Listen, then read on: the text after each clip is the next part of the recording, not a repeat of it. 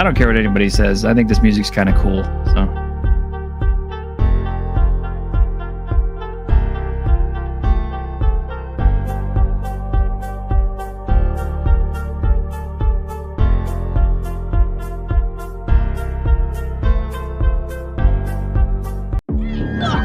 Dungeons and Dragons ride!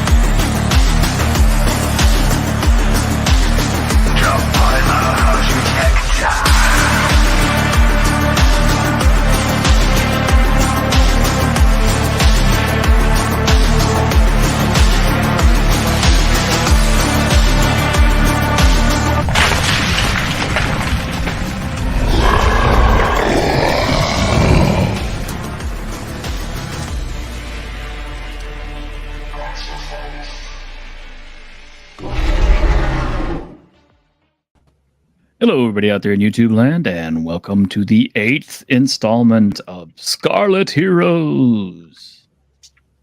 Yes, we are well past the point of most campaigns stopping. Should we? What? Stop? Stop. Yes. Not before killing the god beast. Cool. All right. Well, that's kind of what I had in mind. Will we do it today? Will we do it today? I don't think so. I don't know. I didn't have it in mind for y'all to kill it today, but well, but if that's where things move. Considering some players can't make it today, might be a little unfair. Yeah. I don't think many plan for deicide. You know, on Easter. No. That too. Too appropriate. Yeah, I know. well, technically, we should have run this on Friday if you were going to kill the god beast, because that's when you deicide. It's on Friday, and then I guess on Sunday you have to have the sequel. I don't know. How does this stuff work? I don't know. You just gotta make sure. You just gotta make sure he stays down. Oh, I was finding new music to use in the background, and I probably won't use this one, but I remember this from a long time ago, back when I used to play Super Nintendo. But how many of you guys recognize this one?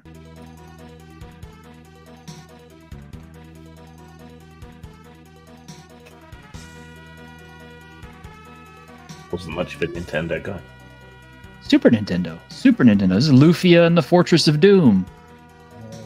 My mind went to like Final Fight. No, I thought it must have been Final Fantasy or something. Everybody thinks Final Fantasy, but I liked Lufia and the Fortress of Doom better, because you actually start the game out as the ancient heroes who were, defeating the great big god beast thing, and cool. I don't know. This was the very first track that you get to hear in the game, and I'm like, wow, this is really pretty good for Super Nintendo, because Mm-hmm. Yeah. Oh, didn't we get a love filter last time? Didn't it make you feel bad, Ironcaster? It's like let's go kill the god beast. And look, you got the 8-bit background going in the background, so perfect. The god beast. They really need to redo that game, because that was a great ass game. Great game. Very much underappreciated, overlooked by many. Everybody knows Final Fantasy, but Okay, so let me pivot this a little bit here. Hey, it's Immortal Rising. Good to see you, sir. Immortal Rising, if you want to join us for the game, you are welcome to. Just let me know, and I will throw you a link. We'll get you a character built like ASAP, and we'll get you playing, because that's how easy this is to play. Scarlet Heroes. Very quick, very simple, very easy, especially if you're an old school guy. Just a few rules additions that make it a lot easier for smaller groups. Could use a thief. Hmm. Yeah, someone keeps stealing ours. We always seem to have a cleric, but never a thief. We had a thief, and he never showed up again. But oh, you got a show coming? Okay, well, it is what it is.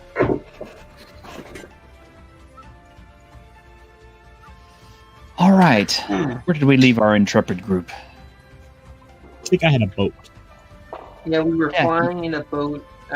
No, we had gotten back in the village, and then builders turned on us. And Yes. we spawned them. So the one. Who And then turned on you? Left. Villagers. The villagers turned on you? Mm-hmm. Yes. What did you guys do? Game. Nothing. They were evil, apparently. Oh, yeah, that one. That one. Yes, yeah. That one. Okay. Now I was like, wait a minute, you got to another village and they turned on you? No. Okay. Yes. Now I remember. Okay. Yes, that was a little Diablo 4 inspiration. And that's okay. I mean, that's part of what running games is all about, is getting inspired from whatever sources you come across. Mm-hmm. Why I have today's game inspired by something I've been playing recently. So, anyway, yes, after destroying the village of cursed sinners who summoned a demon, Damn them. damn them. What will you do now? Well, staying here is probably not a good idea. Yeah. Yeah. It is There's more. place, after all. There was more caverns and tunnels down underneath the village, but do you really want to go back down under there? Demon infested. Probably not. Yeah. We could always travel for a bit and go to another village. There's always a village. Yeah. There's always another village. What time of day is it? I believe it was well into the night when they turned on you and you defeated them. So probably after getting some rest, it's early morning.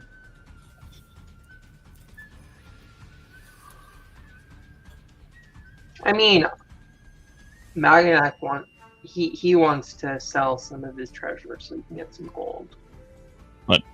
We don't exactly want to stake around here, so Yeah, who are you going to sell it to? And you're going to have somebody, puppet the dead innkeeper. No, like we would go to a city or something. Oh, Wasn't a there a- city. Wasn't there a larger town or something? Or am I There's a larger misremembering? you're on your way to, yeah. Okay. Well, So- once we've rested up, take that flying boat you've got now, and that should make things a lot easier. Wait until it gets taken away. it's nice while we have it, though. Yep. Well, it's your boat, so I figure you're steering it. Yes, I suppose so.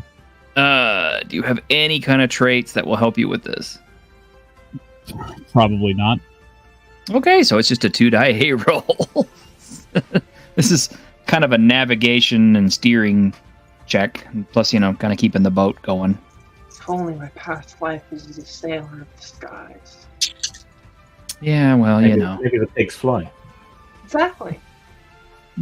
That would be a 10. That's actually a good roll. Yeah, it takes a little bit of getting used to, but you start to have a lot of fun with it. You start riding air currents just like they're actual water currents, and with the sun high in the sky, it's kind of easy to navigate. I think I forgot I knew that you're a boat. What are you doing? Oh, sorry, I'm getting my dice out. What the hell are they made I- out of? Plutonium?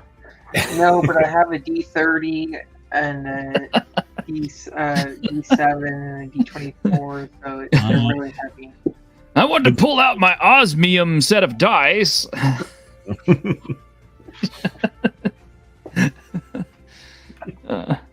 For those of you who don't know science very well, osmium is one of the heaviest metals in the known world. Not Yes. necessarily the most dense. Well, actually, it is one of the most dense. Yeah. Our science teacher had a square centimeter of it. It was very heavy. Oh, yeah. Like, it doesn't feel real. that's how heavy it is. Can you imagine actually having an osmium dice? Here, roll this, motherfucker. Remember in a cyberpunk game, one of our full Borg characters had an osmium rod as his weapon. Jesus. Very effective. I don't know how Okay. brittle that would be, though. I don't know. It's a pretty dense metal. So I don't know. I imagine they could reinforce it in the world of cyberpunk. If they needed Yeah, probably. Sheath Yeah. it in something. Mm-hmm. All right. Well, as the party steers along, making really good time, you will see a large temple located on one of the hills. Is that on the way to the town? Yeah, in the distance, you will see kind of the town hidden amongst the trees. Yeah. So the town services the temple, and the temple services the town. Mm-hmm. Any idea who the temple is to? I'll give you a check. Because, I mean, you could mistake it. You're in the air, you're moving. Yeah. Okay. It's an easy check, but... And you get your Yeah. bonuses, of course. Wisdom. Yes.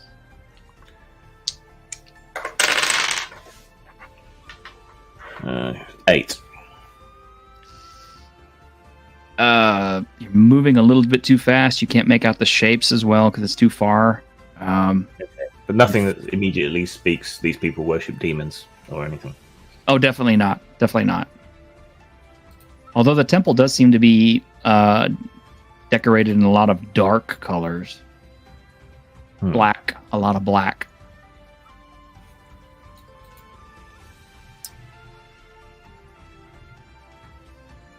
Can we? Can I steer towards it? Yeah. Towards Yeah, you can steer Black is towards the it. color of Tendai, the god of distortion and corruption, which doesn't seem good. But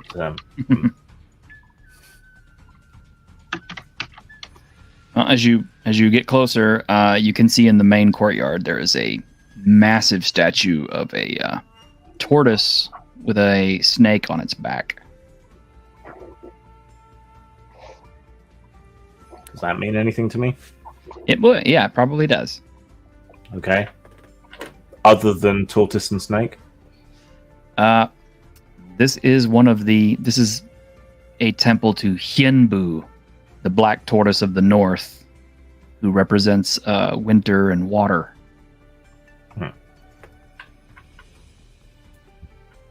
Okay, those don't sound evil, apart from the winter part. Has anyone noticed us flying about?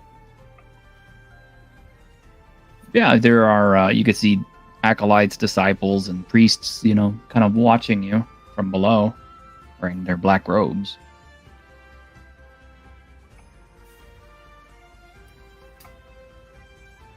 I think Maganak probably waves at them and sees the reaction. Yeah, they wave, kind of curiously. Oh, so they're not backwards bigots from village far away. No, they're cultured people. I suppose I'll come and bring our boat down just outside of the temple. Okay. Yeah, not a problem. And then what? Fold it back up? That's fine. Yeah, as you're Don't lose folding the it. Allen key. Yeah, as you're folding it up, you see a small procession of priests and their guards moving over to you.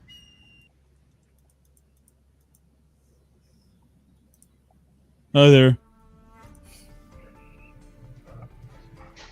And blessings upon you and your temple. No bow. We greet you in the name of Hienbu. I greet you in the name of the immortals.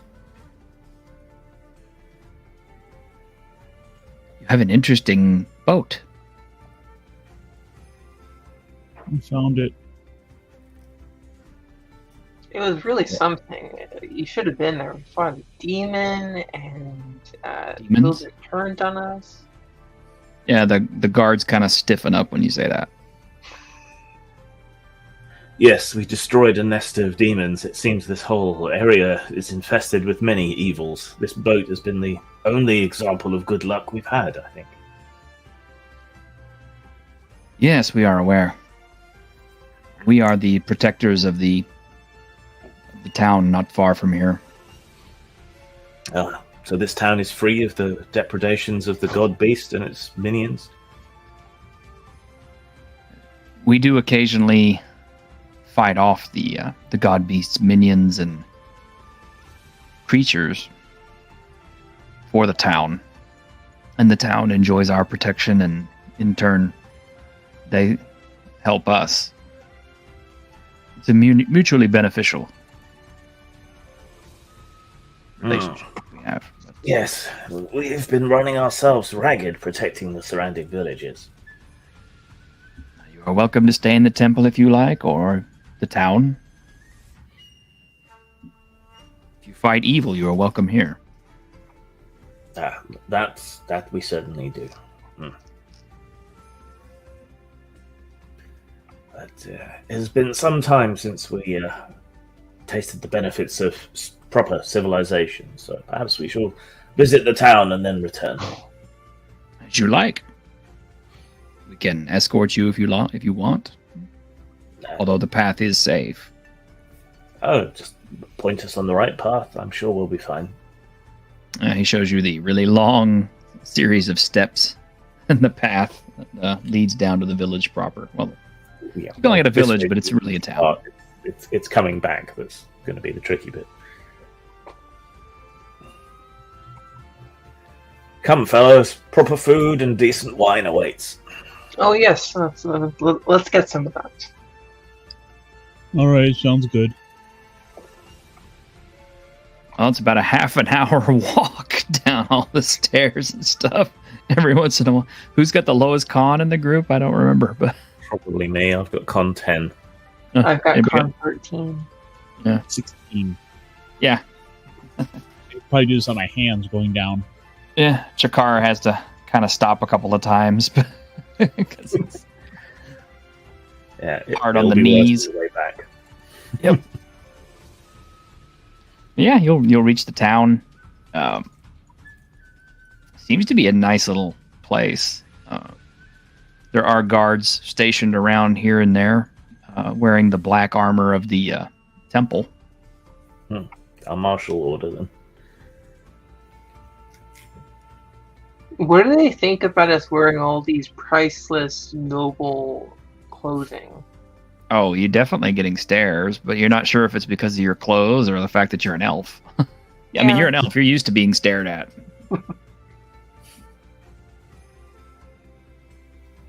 I'll accost one of the townsfolk. Excuse me. Yes, Your Holiness. Oh, holiness. Very nice. Where might we avail ourselves of a bath, some good food, some good drink, some jolly company? I will show you. Lead you to the bathhouse. An excellent start. Here is a priceless item of jewelry we stole from a dungeon. And his eyes just go. Would you like me to bring you some libations while you bathe? Oh, yes, please. Only the finest. Give him another piece of priceless jewelry. Yeah. He just about... he's probably going to have to change his underwear afterward, but... But now he can afford to. Yes, I can afford to buy more. Yeah, he'll run off. Yeah, the people at the bathhouse suddenly seem to be flocking to you to give you every bit of undivided attention possible. It's like, the women are waiting on you hand and foot, the servants. Much better. Enjoy yourselves, fellows. We've earned it. Yeah, they'll offer to clean your clothes and Yes, bathing. yes, please. Be careful. That's ancient silk.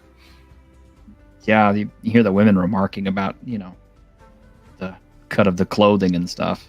It's just, they I can't take believe off it. my priceless cloak and hand it to one of the women and say, "Just dust that off, would you?" Yeah, they take they're taking the most gentle care with that thing possible. Of course, you hear one of them say, "It's like, leave it to an elf to have something like this."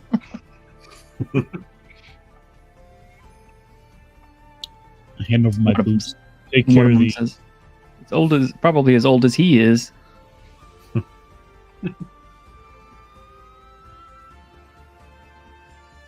Yeah. As is custom, you clean yourself outside of the bath and then get inside the actual hot bath itself, which is, steaming hot.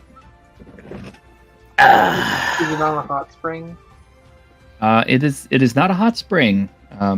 They're keeping it insulated somehow by a fire underneath it.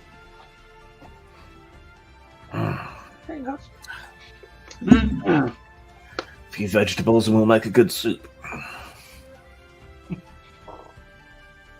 Yep, the guy you tipped earlier will come in with a floating tray that has some what looks like some really, really expensive Mandarin wine on it. Delicious. Indeed. So, I kind grabbed the fellow. cloak. Yes, sir. Tell us about this town. Oh, this is Fushan Village. Well, it was a village at first, but as you can see, when the temple was built, it grew a bit. Many pilgrims come to pay homage to Hienbu. We are lucky enough to host many, many travelers. So the town receives a lot of money from visiting dignitaries and people who wish to indulge in their good fortunes.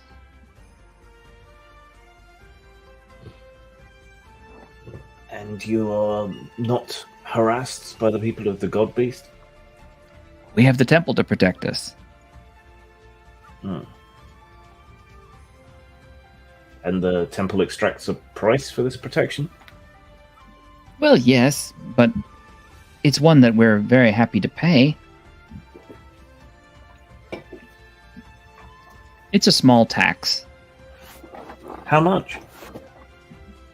10% of all money that is made here, it goes back to the temple. Okay, that doesn't sound too bad. Yeah, I know in medieval England, whenever monks would start up abbeys and stuff like that, they were getting so much money that they literally had towns built around the abbeys, and they were charging the town for all the businesses and goods. So the monks were making money hand over foot. Much to the chagrin of the Franciscans. Yeah, they didn't like that.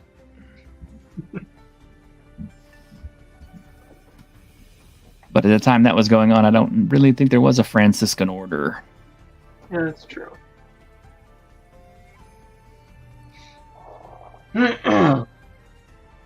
But also, there's the whole idea of monasteries and stuff like that. It was started so that monks and priests and religious people could go in solitude and pray and stuff like that. Yes. And then maybe something much different. once we're washed and clean, we've had a few drinks, I think go and have a feast somewhere with our new friend. He can guide us to a nice place to eat. Yeah, he'll take you to what he considers to be the nicest place in town to eat. You'll smell this place way before you get there. It's just the smell of spices and everything alone will just like open your nasal passages. Ah, spicy. That'll clear the sinuses. And the bowels in time. Still, that's for future me to worry about. This place apparently is really big on curry. So Well, everything they make is really strong curries. give him a couple of gems and ask for the best of everything. Yeah, they just about shit themselves when you hand them a gem. You're handing them the kind of money that they never see in their entire lives. Or like Montemusa. Yeah, Well, yeah. I mean, yeah, if you can imagine, Elon Musk walking into your place and then just handing you a credit card and just saying, yeah, just make everybody in here just get what they want to. You give yourself whatever gratuity you want to. Mhm. I'm sure he doesn't actually do that, but Probably not. in some universe he does, though. No, In some he'll alternate timeline. walk in, hand you the credit card, and tell you to I think you should change your company logo to the Doge Dog, just because. Mm-hmm. Just remember, every possibility you can think of, it exists in some reality, in some universe, somewhere. Mm-hmm. So yeah, I think I think we have an opportunity here to talk with the monks. They have experience fighting the god beast villagers and their heretical beliefs. Perhaps they can give us useful information that we can take with us when we go to confront it.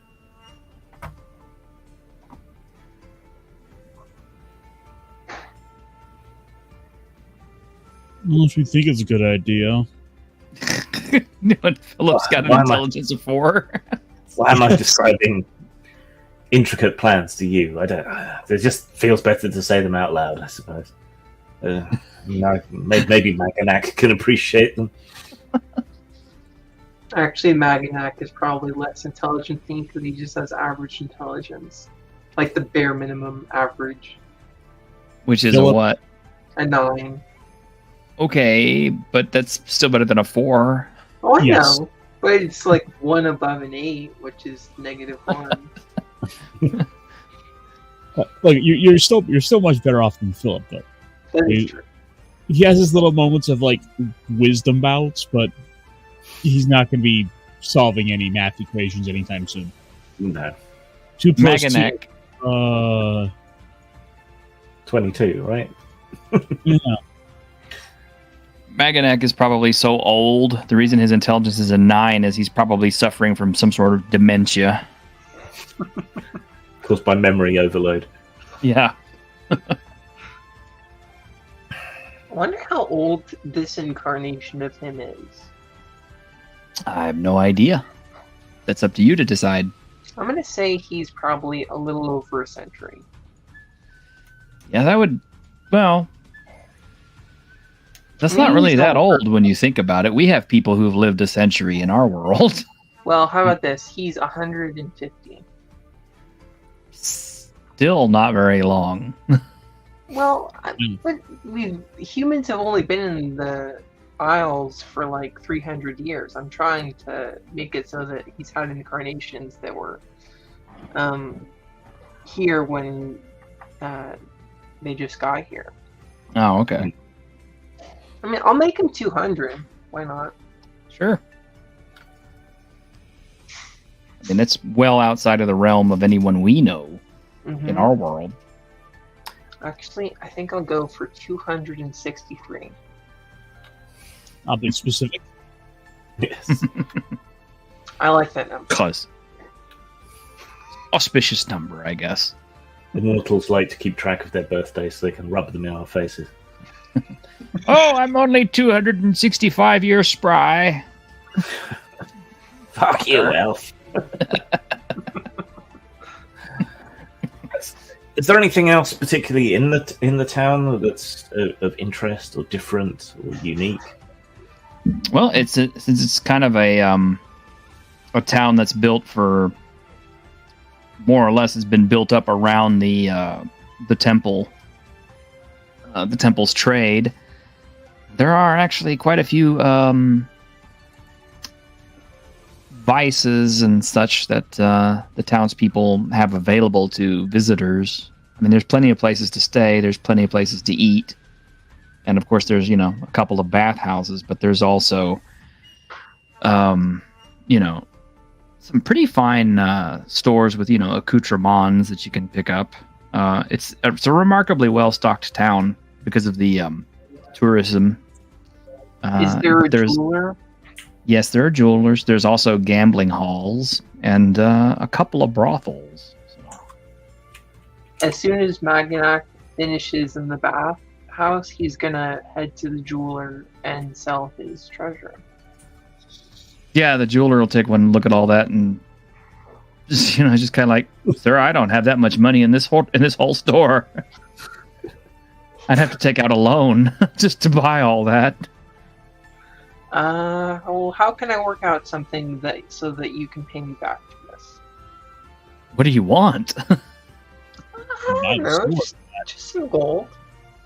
I lost my gold in the last depression. I don't think there's enough gold in this whole town. Damn. Well, how about this? I gave you 2 jewels. Each of them are worth 40 gold pieces. Give me 80. That I can do. Okay, let's do that. Okay. Yeah, of course, it's like, he's like, I'm in the business of selling jewelry usually, not just paying for uncut stones, but...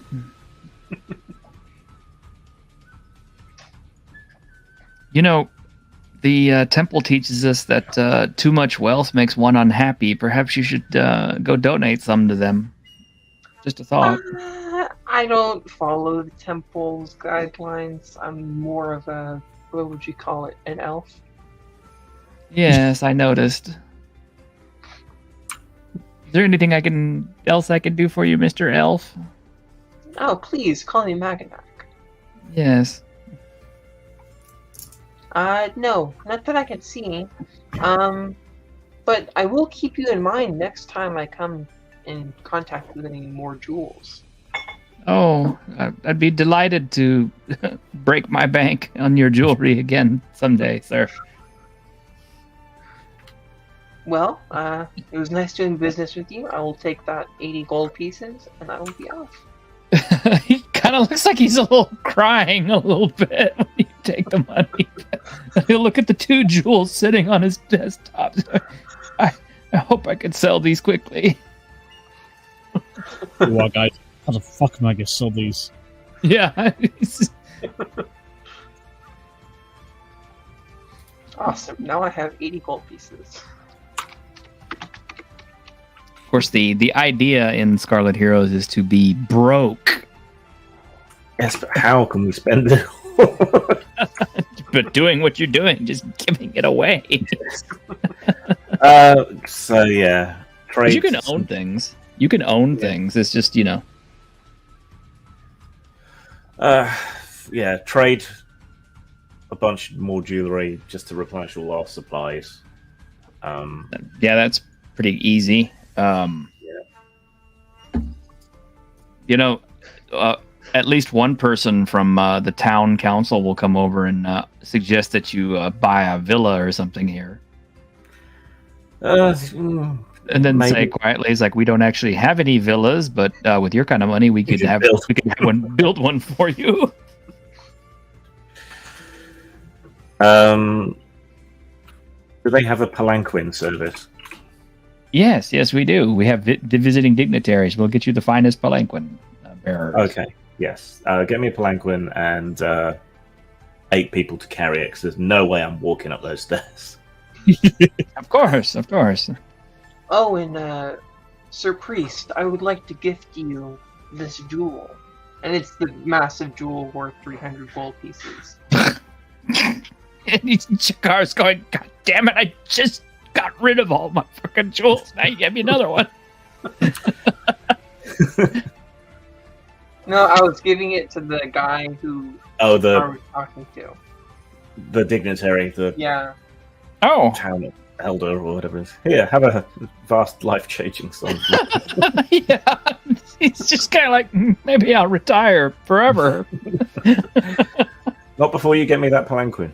No, of course not. I want a house. You want a house? We'll get you a house, and you pick the property. You want it pre-built, or would you like it? We can custom build it from the ground up. We'll get the laborers. Let's see. I'm holding up this 6,000 gold piece of jewelry. Is this gonna be enough? Yeah, everybody just kind of like, yes. Let's make it a nice house.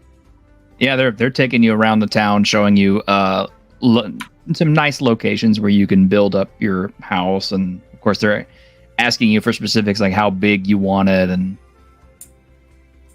how many floors and all that kind of thing. One in each room. Yeah, should have a second floor, I guess. Two-story? Yes, that's easy. What about like something kind of close to the bathhouse? Because I don't want to smell too much. Oh, we can have a bathhouse built into your home. And we have these new invention, indoor plumbing. Oh. What's that do? Well, if you use the bathroom, you don't have to go outside. Well, that makes sense. Art. Somebody, one of the guys is like, we have this remarkable new style of house we'd like to show you. It's called a pagoda. Where it just looks like, like a bunch of little houses stacked on top of each other.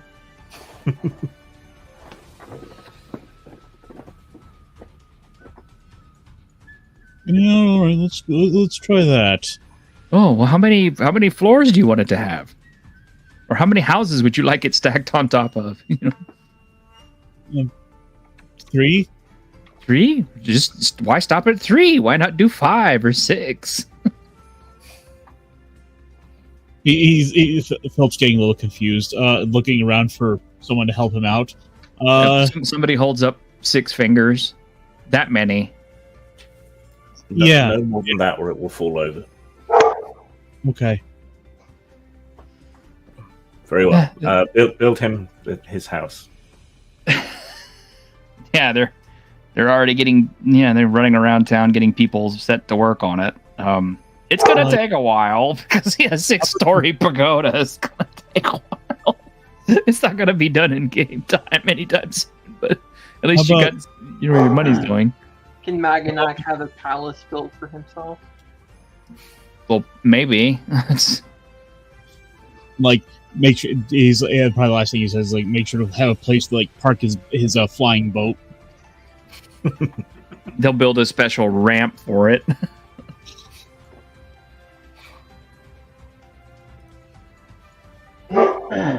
Yeah, about that time, one of the temple priests will approach you all. It's like, we noticed that you are spending quite a lot of money here in the town. The gods have been good to us in our expeditions and adventures. Indeed. Perhaps you would favor the temple by sharing some of your good fortune with Hienbu? Well, when my palanquin arrives, we'll be returning to the temple and looking around, and then perhaps we'll make a donation or 3. Hey, diversity. Good to see you, man.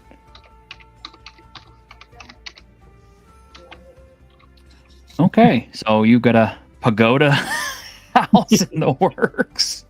You might want to note that on your character sheet. No, I took a note. Okay. And I want a palace.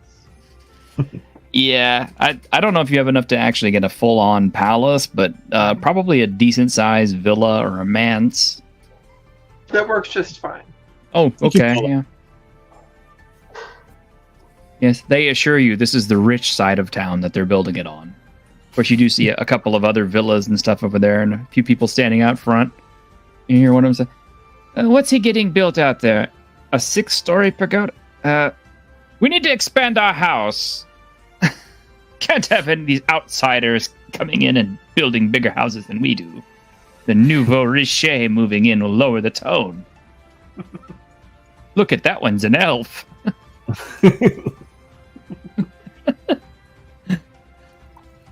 From what I'm saying, a palace could cost anywhere between 175,000 gold pieces and 500,000 gold pieces. Yeah. I mean, I've got I've got the numbers for all that stuff in the which book is it in? In case you guys actually want to know about this stuff. Yeah. Where'd I put it? Is that It's a book I got recently too. It was in softback, so it was very disappointing. But that's the only way it came. House and Crusades one or something? No. This is it's in it's a Red Tide Scarlet Heroes book. So it's designed for it. Oh, it's the one for building strongholds, right? Yeah. I so stuck I can't remember the name. I can't remember either, because I don't know if I even have it. I do have it. I definitely have it. I have all the books because I made sure to get all the books from Kevin Crawford because he's that good. Like the only thing I don't have from him is the old Stars Without Number books. Yeah. Because I don't need them. Get the new one. The only ones I have of his are Scarlet Heroes, Other Dust, and Godbound, and Spirit of the Dawn. Yeah. Other Dust is what I actually should run next. I wonder if you could take that and use Mutant Future type stuff and make it into a Darwin's World game. I do have Mutant Future, so I probably could, actually. And I probably should. 'Cause that sounds like an Echo Resounding. A source book for Lordship and War. That's what it is.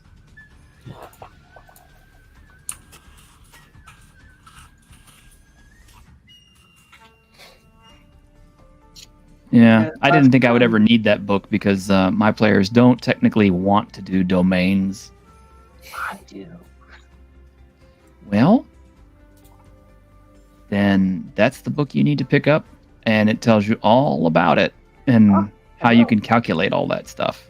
I certainly will. Yeah, because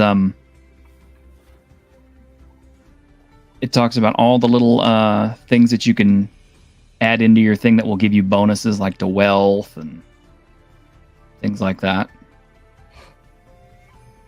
Cool. Pendragon's also a good choice if you want to get into the idea of domain play and that kind of thing.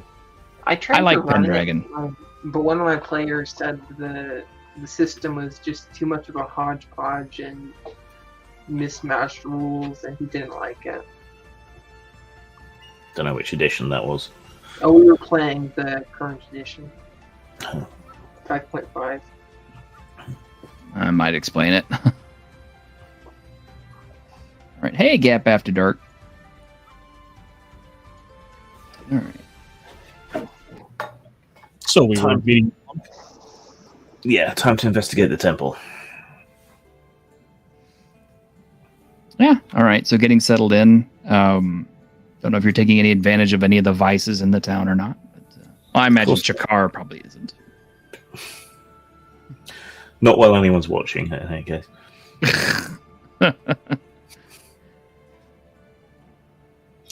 Although I you imagine that would definitely take part in the vices to town. Oh, Phil well. doesn't have anything in the way of the actual money because that was always sort of Chikar's domain. You just kind of plenty of people who would like to help him spend it. Yes. It's you come in, you have money, you find out you have friends you never knew you had. Shiny things. I've given you 10 shiny things. Only give any person 1 shiny thing when you get them to do things for you. That should be enough.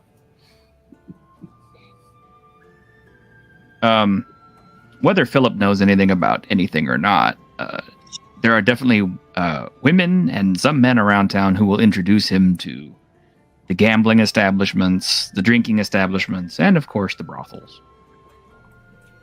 So it's up to you how much money you want to lose. He'll probably wind up at the fine drinking establishments within town. Oh, okay. By the time we leave this town, the pagoda will be demolished because Philip will have debt. That's the whole point. That is what keeps adventurers adventuring. Mm-hmm. Maganek, it's kind of funny because once you show off that you got some money, it's a surprising number of women and stuff who confess that they've never been with an elf before. Well, you're welcome to try. They'll definitely take you up on it for the price of some of your jewelry. Yeah, I have 2 jewels left. Each now with you 2 don't. gold pieces. And I have 80 gold pieces as well. I can pay them that.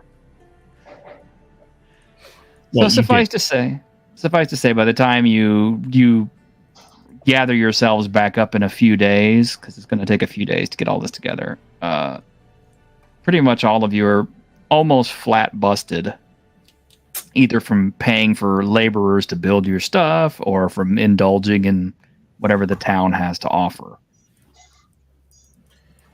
I pay extra for discretion. There you go. And of course, nobody knows anything about what Chakar's been up to. It's all above board, and she was just there to confess. Yeah, I've been fasting and praying. Yes. I want to keep a few things back just to donate to the temple when we finally go and visit them. That's fine. Yeah, about the only things I'm gonna have left over are gonna be like my jar of pickled plums, my stool. Philip shows back up with all of y'all, and the smell of alcohol on him is so strong it literally preceded him by about 10 feet. Oh my. Just the vapors. A couple of flies come into his aura and die.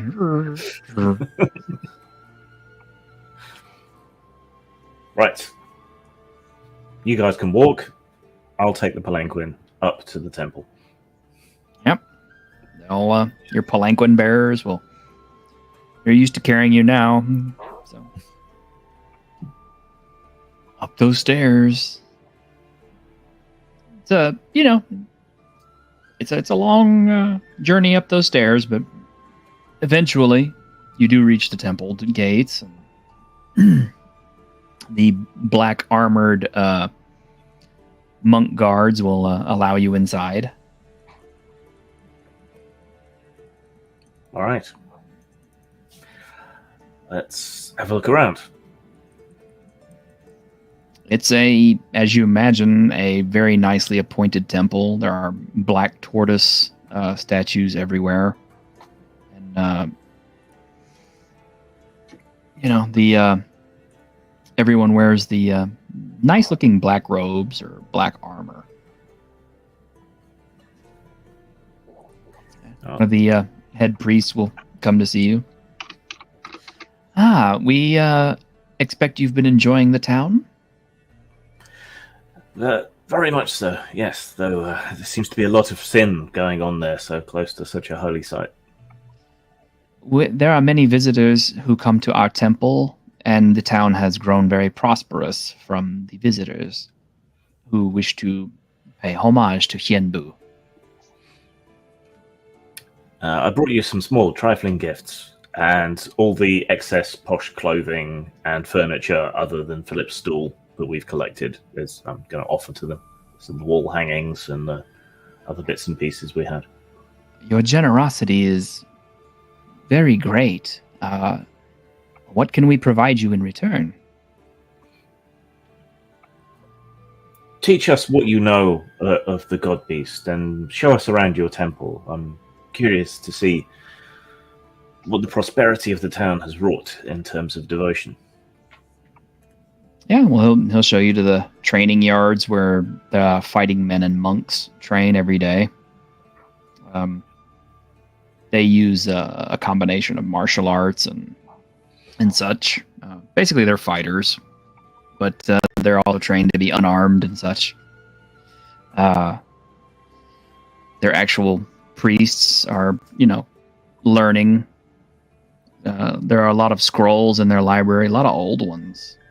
He'll tell you that a lot of the foreign dignitaries who visit us bring their scrolls here to be kept because they know it's safe. Do you have any histories of the local area? Yes, Anything about the God Beast village? You are free to peruse them, as being such generous donators. I can tell you that the God Beast is named Sarangray. It is the bull of heaven. It's a monster. So more of hell, then. Yes and no. It's a case of a devil's bargain. Supposedly the God Beast village holds a greater evil at bay with their depredations. Although what that is unknown to us. Being another cult, so to speak, we don't wish to bother them, and they don't bother us. Though they do occasionally bother the town. One of their wild beasts does occasionally rampage through the town, and we are forced to put it down. But I understand that this is fairly common throughout all of the villages near it. Sadly, this is true, yes. They prey greatly on the surrounding villages. It's a shame you cannot extend the parasol of your protection over the other villages. We believe that if we were to march out in force against the God Beast village, not only would they inflict great losses upon us, but in doing so, we would set a very bad precedent in that we do not tolerate other religions. Even evil religions that set mutated beasts upon the populace? We don't think they do this purposefully. And as I have said, our understanding is they are a necessary evil, a balance, if you will. So we are the yin to their yang. There is pacifism, and there is cowardice. You believe us to be cowards? I believe to allow a great evil to prosper in the shadow of your temple is next to committing that evil.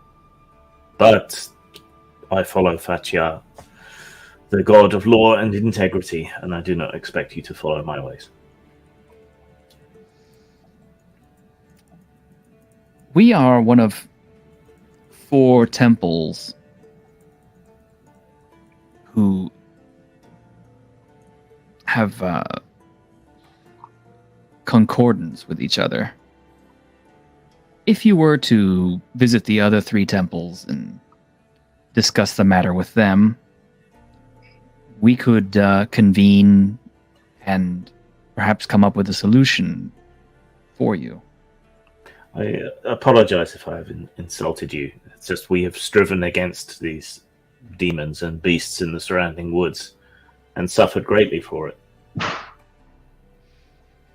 I understand there is great suffering in this world, and that will always continue. We consider this village to be our sacred charge, as they took care of us as we were building our temple. We take care of them as their town has grown. Well, life is suffering, but that doesn't mean that suffering has to be all we know of life. her life being suffering, I wonder why my elven friend persists in living for quite so long. Because as an elf, I follow the philosophy that life is conflict, and if you want to live life, you must accept it. You see what I'm dealing with. Could you show us on a map where the other temples are? He'll bring out a great big scroll that's actually a giant map of the region. He'll pinpoint the locations on the map. I shall make a copy. This is the temple to Shukwa, the vermilion bird of the south. It represents the summer fire. In the west here is the temple of Baihu, the white tiger of the west. It represents autumn and the element of metal. And then in the east, Xinglong, the azure dragon of the east, which represents the spring and wood. Do you know which element I represent? Surprise! Are you hitting him? No, just shouting surprise. And then giggling to myself. You fellows go on, explore, find out more things. I'm going to root through their scrolls and gather what information I can. Okay. So I head off in search of any more people who can give me pleasure for any coins that I have left. In the temple? Why not? These monks kind of look at you like, there's a town down there where there are plenty of people who will give you anything you desire. There must be a priestess here. We have priestesses here, but they're not for that use. Fair enough. I'll head back down. I don't know what customs you elven cultists follow, but... Well, if you're curious, we don't practice any religion. But you do have cults. No. They are creeds, not cults. Same difference. No, for example, I am of the Unfettered Creed. I simply follow freedom and the will of everyone to do what they will. Oh, what a horrible creed. If everybody just did whatever they wanted to, it would be randomness and chaos. There must be order throughout the universe.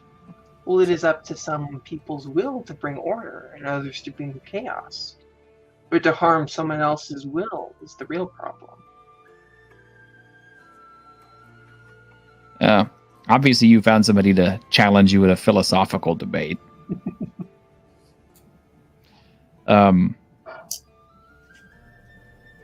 will get lucky. One of the cooks will rope him into the kitchen and see about getting him kind of fed and probably liquored up a little bit while they work on food. They probably go back and forth exchanging stories of travel and life. Oh yeah, the cook's really excited to hear about it because he's a cook. What's interesting is the old man in the kitchen. There's an old man who sits in the corner and he's kind of like some long droopy ears and a big staff and a beard that's pretty well down to his feet. You just listen and chuckle from time to time.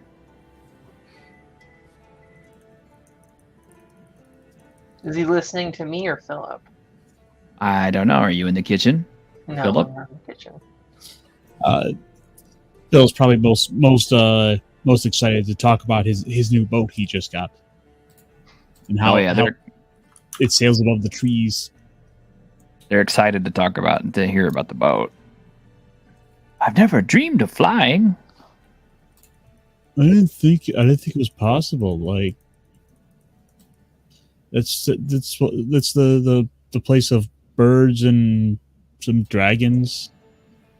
But for man to be able to do it is is unthought of, is a dream come true. This old guy sitting in the corner, he'll start folding up a piece of paper, and eventually he has like a little origami crane. He'll hand it to you.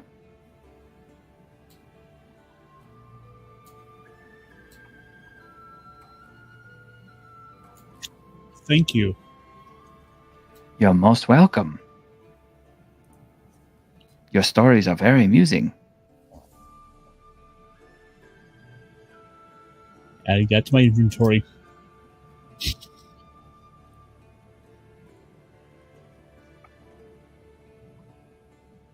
Well, the temple priest will offer you guys an extra bodyguard to help you out.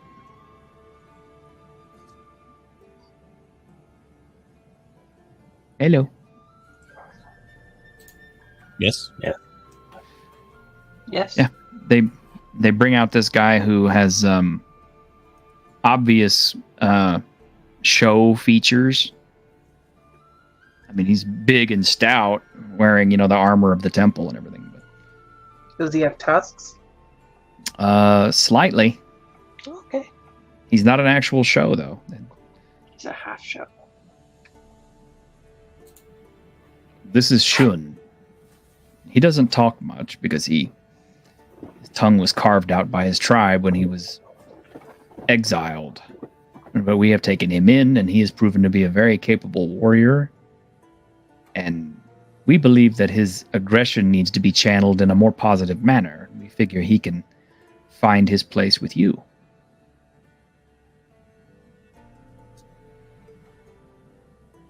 Well, so long as he can communicate with us, of course. He uses hand gestures, and he can write, read.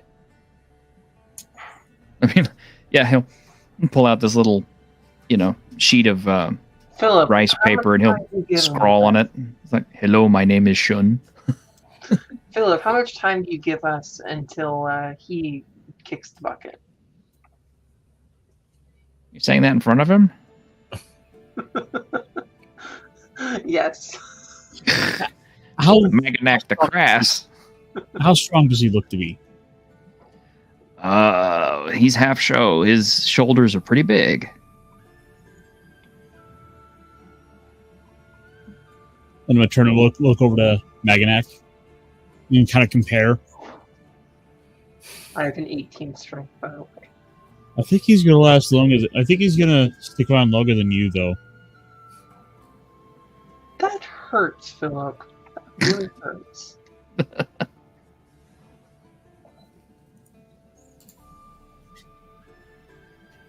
And Maganac walks away, head down, on looking at the ground. Oh, I'm so insulted. All right.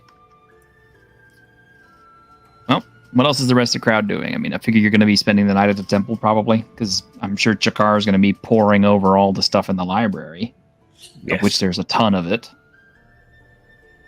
Mm-hmm. Every scroll I can find that seems tangentially useful. Yeah.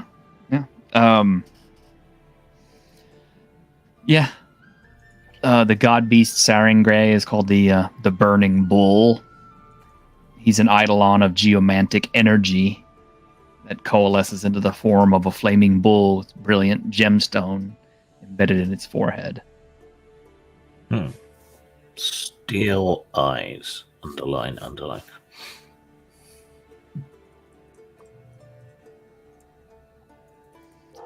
And normally these are... this kind of creature is not a god beast. It's just a wild, a wild coalescence of geomantic energy. But this one in particular has been, since it's being worshipped, has become, like a demigod or a minor god, at least to these people in Heishan village. And they have a very zealous religion, one that believes in sacrifice to the bull and his offspring. And the crazy thing is, from what's written, is this creature is capable of producing up to 10 to 11 offspring every day. If the cattle are available for it. That's probably the thing that's slowing it down. Or actually, 2 die 10, actually, gruesomely deformed cattle per week.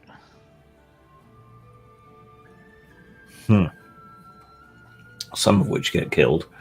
Yes. Some of which get butchered because they use the meat. I mean, it's all thoroughly unpleasant. Yeah, it's you can imagine that their village is probably kind of like a giant abattoir. And it's said that you can smell it long before you reach there. At least they won't be catching us by surprise. All right. So on the map, which is the next nearest temple of this alliance of temples? Well, this is the northernmost temple. So be quite a ways away to get to the southern one. So the east? Yeah, probably the east or the west would be the next closest.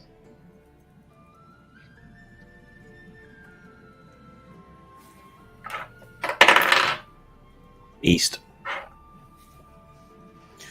Well, fellows, I think we've been indolent here in this town long enough, and also I've run out of money. So, I think we should head to the next temple and see if we can convince them to join an alliance against the God Beast. Sounds good to me. Luckily, our travels are going to be sped up thanks to the boat. Yes. No more running into evil monkeys and things down there. Or ogres running inns and taverns that turn out to be run by ogres. It's all growing rather tiresome. Oh, you love it. Come on. So, if you just care to unfold your boat, we can bid the abbot goodbye and head off to find our destiny. Sure enough, Philip starts to unfold the boat, get it all set up, and gets into his place to pilot. So you're going east first? Yes. Okay. Well, the temple of Xinglong is located in the swamps near the coast. So, Well, we don't have to wade through them, so it's all good. well, yeah, it'll take a couple of days by boat, flying, because it's literally that far away. You'll need to find a camp spot for the first night. So who wants to find the camp spot? I suppose I will. Yeah, you're probably better at it than I am. So what do I do? I will give you a 2 die 8 trait check, and if you have anything that is applicable to this roll for finding a good camp spot. What's that? Elven senses, maybe? Not really. Okay. Bodyguard for because No. Okay. Finding a good camp spot really involves, finding a good water source, probably plentiful game or food, berries, things like that, and some place that has good shelter that it won't be disturbed, where you can actually start a nice cozy fire and not get eaten up by ants and termites and things. I don't have any traits for that, then. Then I guess it's just a 2 die 8 roll, and Yep. I mean, I have Pig Farmer, but I doubt that would work. I might give you a +1 for that. I mean, okay. Rolling, and I got 9, 10, 11, 12, 13. wow. Yeah, it's an excellent spot. Mm-hmm. Yeah, you'll find a little cave that the previous inhabitant has abandoned. There's some old broken pots and an old remains of a fire here. I scrounge up whatever is left and put it into my pack. Broken pottery and old bed matting and stuff. You want that? I mean, it's up to you. I mean, you can take it if you want. If anything's intact. I mean, if anything's intact, I'll take it, but if not, no. It's been abandoned for too long.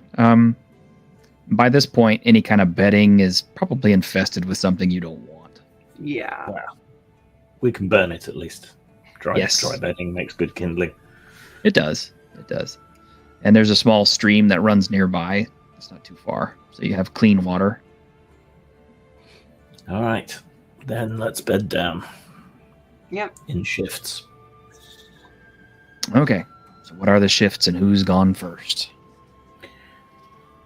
I mean, do elves in this world sleep? I don't know if I asked this last session or not, but do elves have like trances they go into when they sleep, or do they not sleep, or what?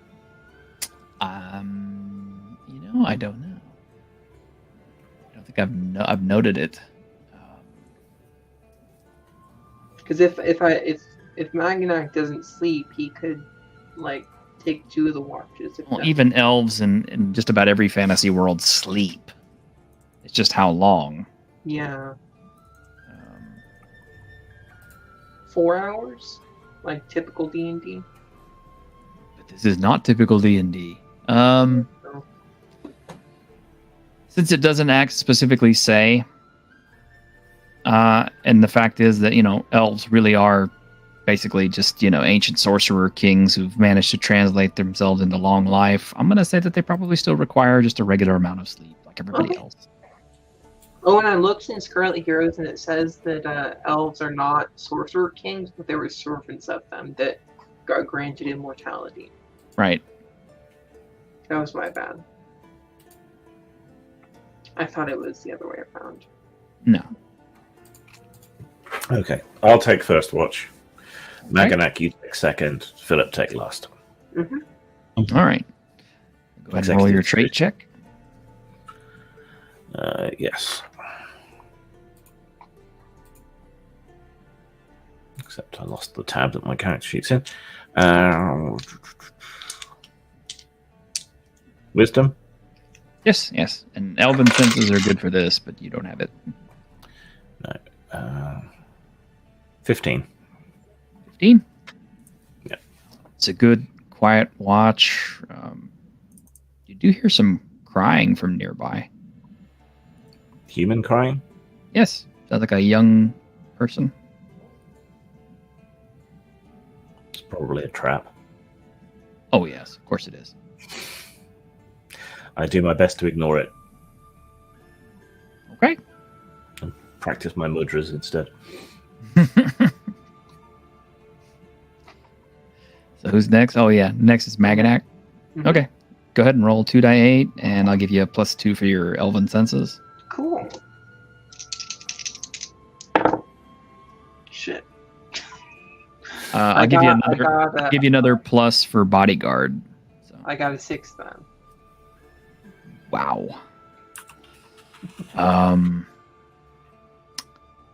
Okay then. Today is just not my day. Yeah, it was all you could do to stay awake. Yeah. Oh, I have vibrant health. Would that help? No. Okay. No.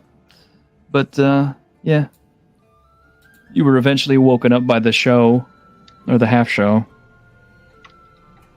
He'll jostle you awake and then go wake you up. Philip, for your shift. Will I get a benefit for my... I think I have it down as Life of the Card. Sure. But you said 2d8? Mm-hmm. It's a trait check. So you have 11, and what are we doing for the guard? Any +1 plus anything? I'll give you +2 for guard. Then that'd be a 13. You will hear some crying on your watch.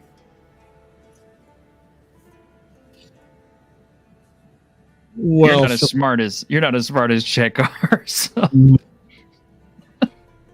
So of course he's gonna go get up like, hello? Yeah, it seems to be coming from near the stream.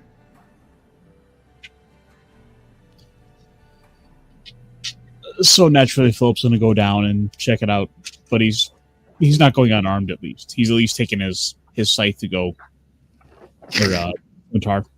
Yeah. Okay. Yeah, you can see down by the river there are there's a pair of children's shoes that you didn't see earlier, and nearby, kneeling at the riverbank, is a young girl who's crying. She appears to be ghostly luminescent. Philip's going to go near and slowly reach out with a hand extended. Surprisingly, it seems like you're able to touch her. She'll turn around. I lost my mommy. Where'd you lose her? I think she went away. Can you help me find her? Where did you come from? She'll point over a hill nearby. Would I have seen anything in the sky the night before, or before when we were flying, that could have indicated a village or anything in that direction? You're not sure. There is a lot of villages are covered over by trees and things, so it's not always possible to see them from the air. So it's possible you could have missed one.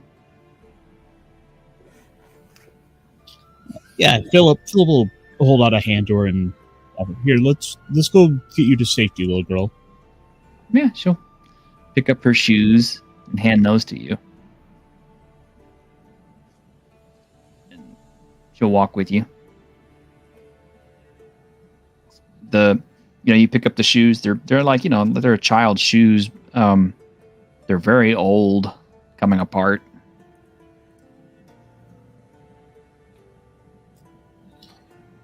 So what's your name, little girl? Damn, I didn't think about that. Now I have to find out. Hang on a minute. Excuse me. Random names. How about Mary? No. We're gonna do this the right way, damn it. Okay. Let's see. We have imperial names. I know it's pedantic, but I don't care. If you have tables, this is what they're for.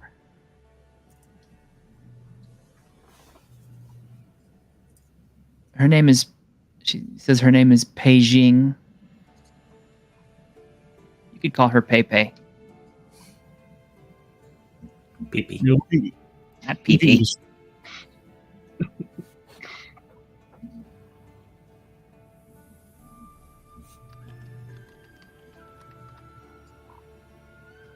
She just went pee-pee. No. No. God, guys, come on now. Gamers have a bad enough reputation. Please don't. Let's not. We're not chomos.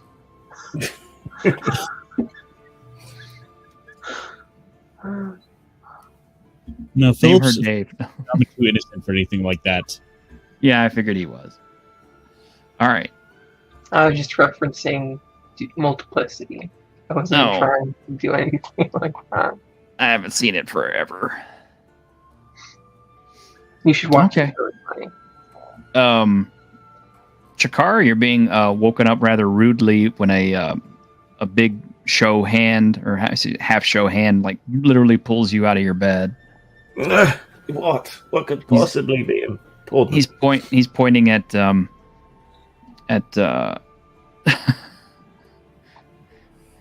he's pointing at Ironcaster's character, at Philip.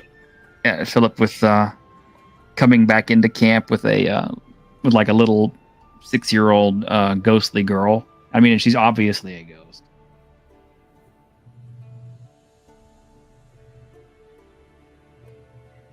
Philip, what are you doing? Well, I heard crying and I had to go look. She's glowing. Huh? My name's glowing. Pepe. She's dead. She's a hungry ghost. Don't bring hungry ghosts back to camp. I'm not good hungry. can come of it. Big old foul spirit. My name's Pepe. I don't care. Philip, you take that right back where you found it. Can I keep her? I found her. But there's nothing out there. It's just the river. Yes, and now there will be the river and a dangerous, terrible spirit. I'm not dangerous. The one day we don't bring a proper priest.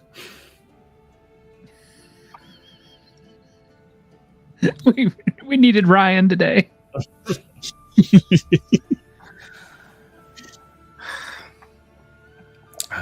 Do I have anything useful?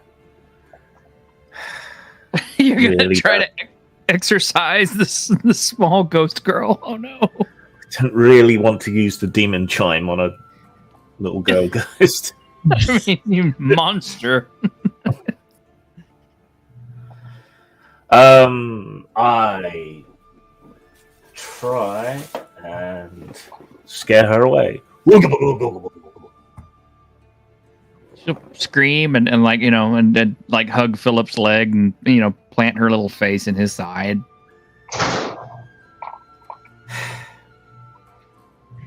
Just start crying again, and Philip's just looking at you like, you bastard. Take it back. Just take her to town. They won't want her either. I just want my mommy.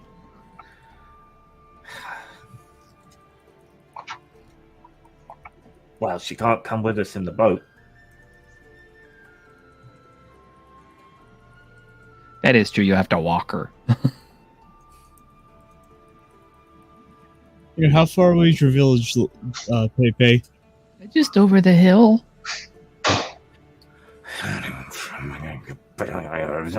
Fine. I poke Maganak with my stick. What? Elf, you're being poked. Oh, Jesus, there's a ghost now. Ghost Yes. half show, now a ghost. And Philip won't get rid of it, so we're going to have to go with him to make sure he's okay while he escorts her home, which will doubtless turn out to be a demon-infested pit or a graveyard full of zombies or an ogre disguised as a tea chest or something. I don't know. Well, I mean, there's no way to know unless we find out. At least Shun had the good sense to wake me up.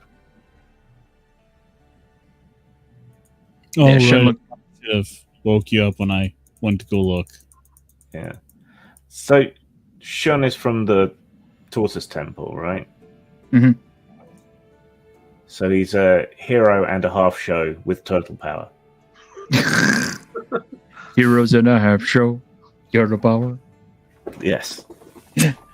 And Grim wins the game today. Right. I didn't Okay, even think Philip, about that. escort her home. We shall follow at a safe distance. All right, come on. Lead the way. Well, this really pisses me off to no end. Yeah, she's almost like skipping as she, you know, leads you over the hill. Yeah, you'll crest the hill, and there's a small copse of woods over here, and a tiny little village. You know, maybe about 15, 20 people. There's no lights on because obviously it's in the middle of the night. Although it's moving on towards morning, so there's a few people, you know, starting to come out to take care of their morning duties, like, you know, taking care of animals and stuff. As you guys wander in. As well? Hmm? Are they glowing as well? No. Although they see the little glowing girl and they quickly go back indoors. Is she glowing even in the sunlight? There's no sunlight yet. Oh, I thought it was morning. Well, yes, but morning is like, you know, 4 a.m., 5 a.m. My bad. The sun isn't up yet. Yeah. Which one of these is your home, Pepe? She'll point to this little red house on the end.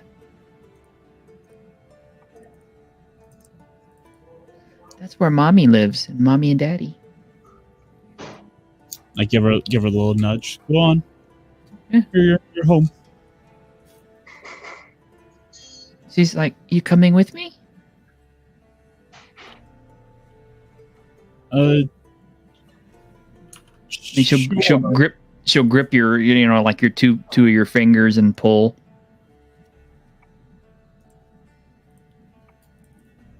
Okay, lead the way. I mean, it's not hard, but I mean, you know, it's just like a little kid pulling on your fingers. Like, can you really say no? Come on. No, you can't say no at that point. No, of course not. Yeah, she'll lead you over to the house. You're knocking on the door.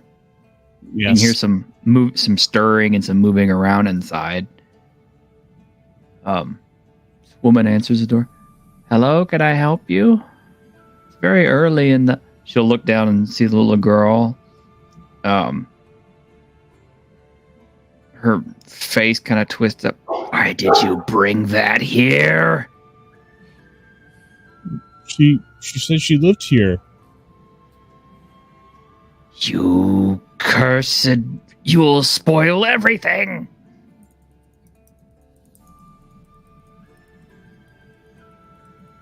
I'm gonna look back to the others.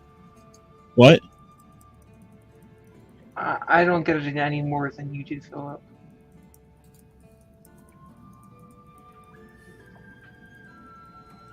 My husband and I made a deal with one of the barons of hell to live eternally, and our sacrifice was this damn child, and you bring her back to me? Well, I mean, kind of deserve it if she You comes back. sacrificed the child? Yes. Ah,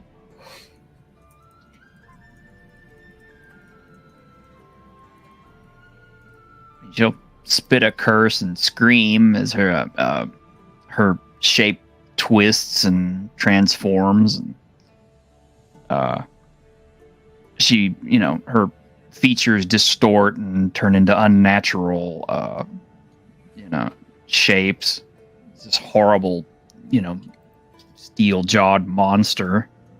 That's it. I'm not trusting another peasant ever again. And it's at about that point that Philip decides to go and swing with his scimitar. Yeah, the little girl is just like horrified and, hides behind you. Yeah, it's the other one, the husband comes out and he too is twisted into a hulking, twisted parody. What do the rest of the villagers think? There are no other villagers. Like I said, everybody who was they were out hiding. were hiding as soon as they saw the ghost. I didn't know if you could see any of them in like the windows or whatnot. I don't think I'd even want to look out a window if you heard this kind of commotion. But yeah, you can see on both of the demons that they have all kinds of torments that are visible on their skin. Apparently, they've been flayed and, had all kinds of hot needles and things stuffed into their skin. They have great big cruel claws and bindings made out of burning chains. And leather. Lots of leather. No, that's kind of a Western demon thing. This is not a Clive Barker novel. So you have two lesser demons, actual demons. Well, I'm gonna try to attack them. Well, okay, you guys get the first initiative. Actually, I think Ironcaster called first to attack. Okay. So yeah, I was you kind get of the first roll. Right in the doorway with the mother. So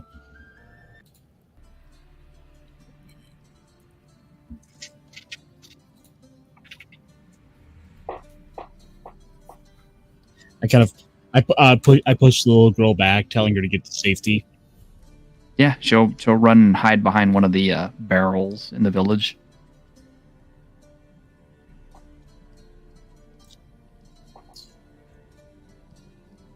That'd be a 20. You 20 to hit? Mhm. Yeah, all day long. Because that's what you need. They have armor class 0, so pretty much it's you have to come up with a 20 on your own. And that would be 8 damage. Which I believe that converts over to 2. Let me grab the damage chart really quick and post it up in our private chat so that we can reference it during the combat. I should have done that at the beginning, but dumbass me didn't think about it. That's something they really need to include on the character sheets, I believe. Well, the damage Right, conversion. Yeah. Because it's easy to forget, and it's easy to... It's such a small thing. And it is copied on the Godbound character sheets. So why they didn't include it on this one, I think is just because it was an earlier game. I just copy pasted it from my cheat sheet into the private chat. Did you? I was about to do that too. Well, there you go. We all got it. Yep. So an 8, is 2 points. So yes, you will hurt this thing, and it will howl at you. Okay. What are the other two doing? Maganak, you were next, I think. I'm going to slash at or cut at it with my dwarven axe. Oh, that's nice. I believe that has some special properties, doesn't it?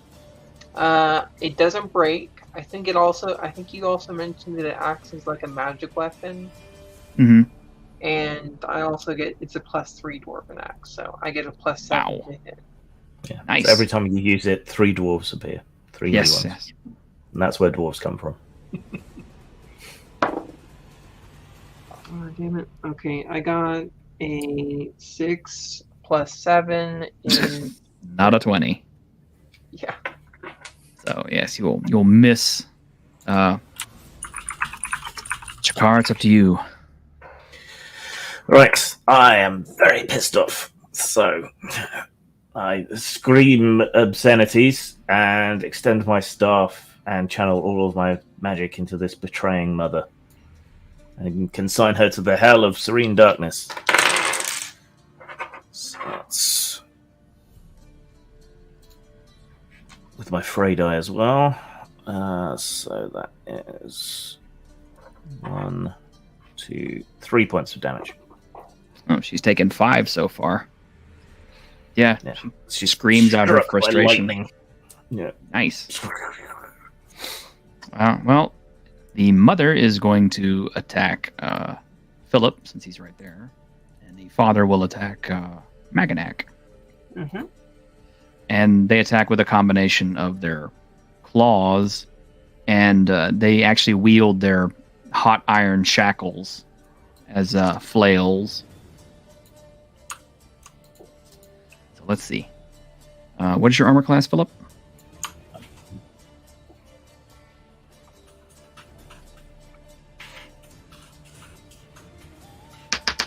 Did I roll my first attack? Oh, that's probably going to hit. Unless you have a 0 or less. No, it was a 7. That's what I thought. Okay, so there's one claw. That one may miss. 215. Nope, it's going to hit. Backpack has an AC 5. Okay, well, I'll get to you in a second.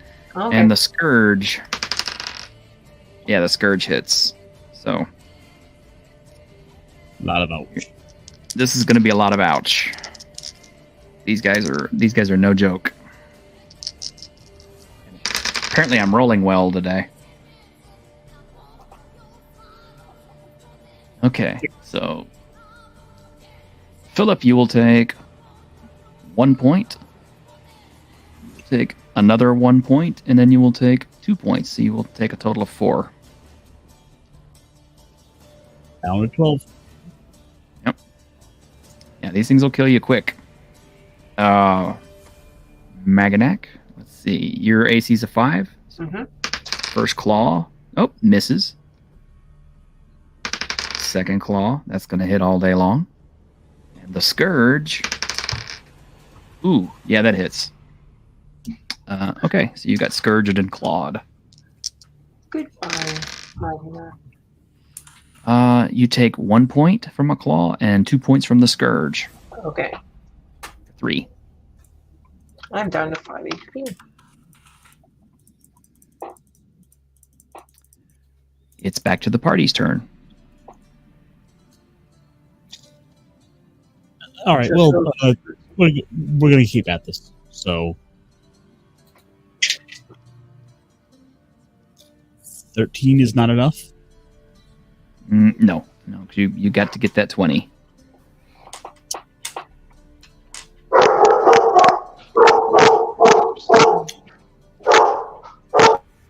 Maganak has an excited dog. Into a wolf. Yes, he did. All right. Hounds. All right, we're waiting for this dog to settle down. I unleash a second blast of lightning and magic against this evil hell bitch. Yes. Okay. Okay. I'm back. 2, 3, 4 points of damage. 4 points of damage? Yep. She will scream as her form bursts into flame and discorporates, the skin all melting off and the chains and bones falling to the ground and then disappearing with just a... all that's left behind is a pile of ash and a talisman.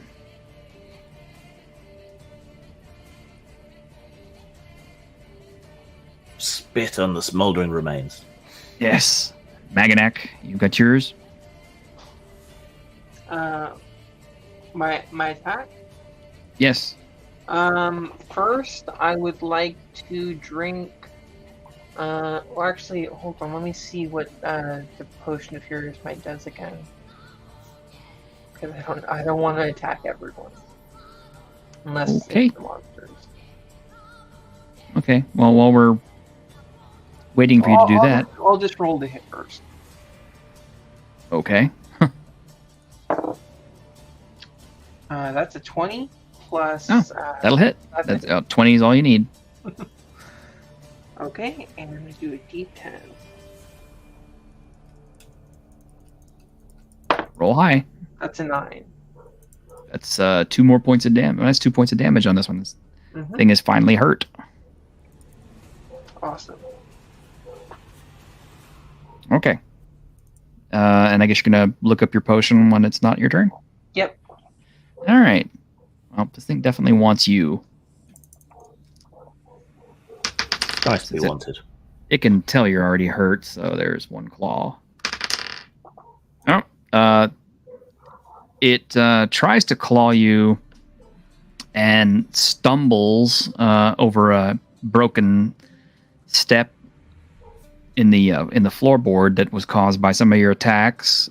Lurches forward and falls face forward onto the ground and loses its shackle scourge as it's trying to get back onto its feet.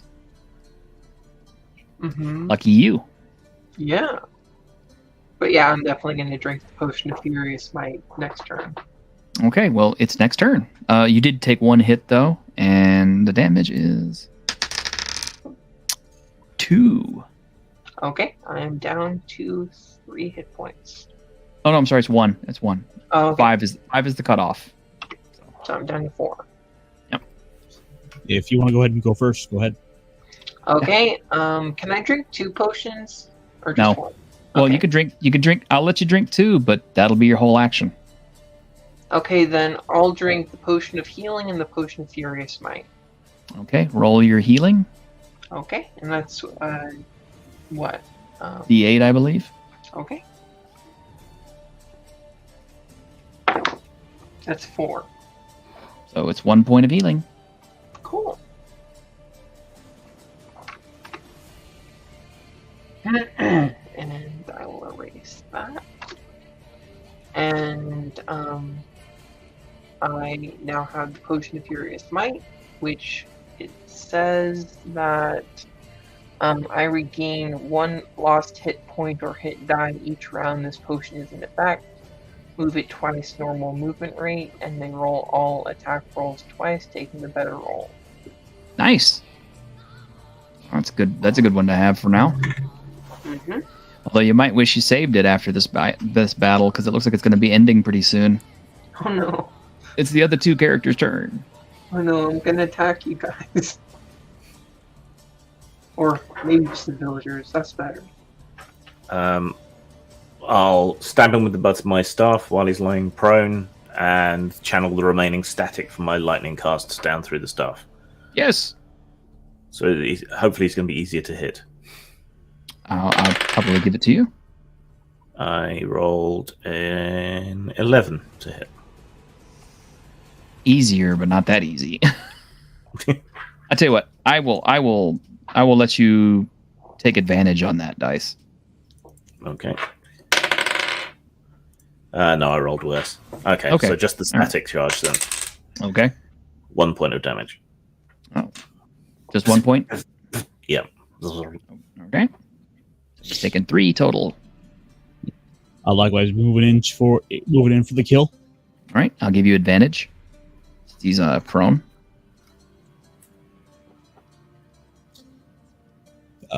15. Not a 20.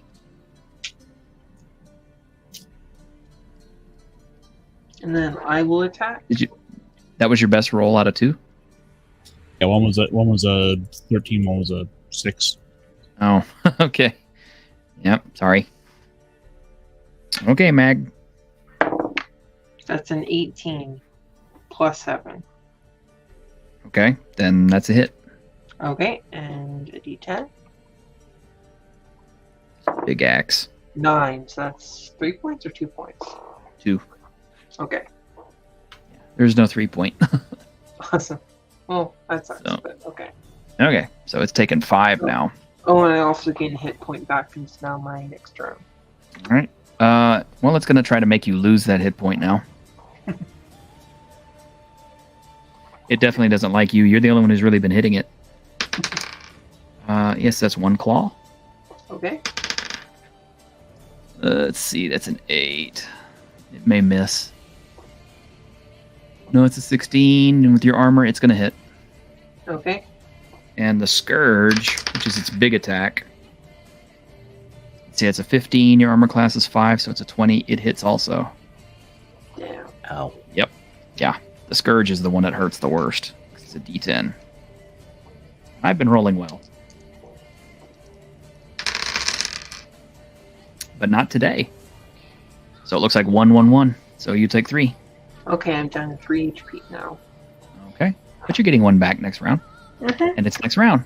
Oh, and by the way, it says that the potion lasts 1d6 plus 4 rounds. So Did you roll it? rounds, so -2. Roll 1d6 plus 4. Yep. So I have a 5. I have 5 rounds left until it runs out. Well, let's hope you beat it faster than that then. Mm-hmm. Shouldn't be hard with 3 of you working against it. Yeah. And it's your turn. My turn? Well, it's Go ahead. the hero's turns. Okay. Who wants to go next? Me or you guys want to go next? You can go first. Okay.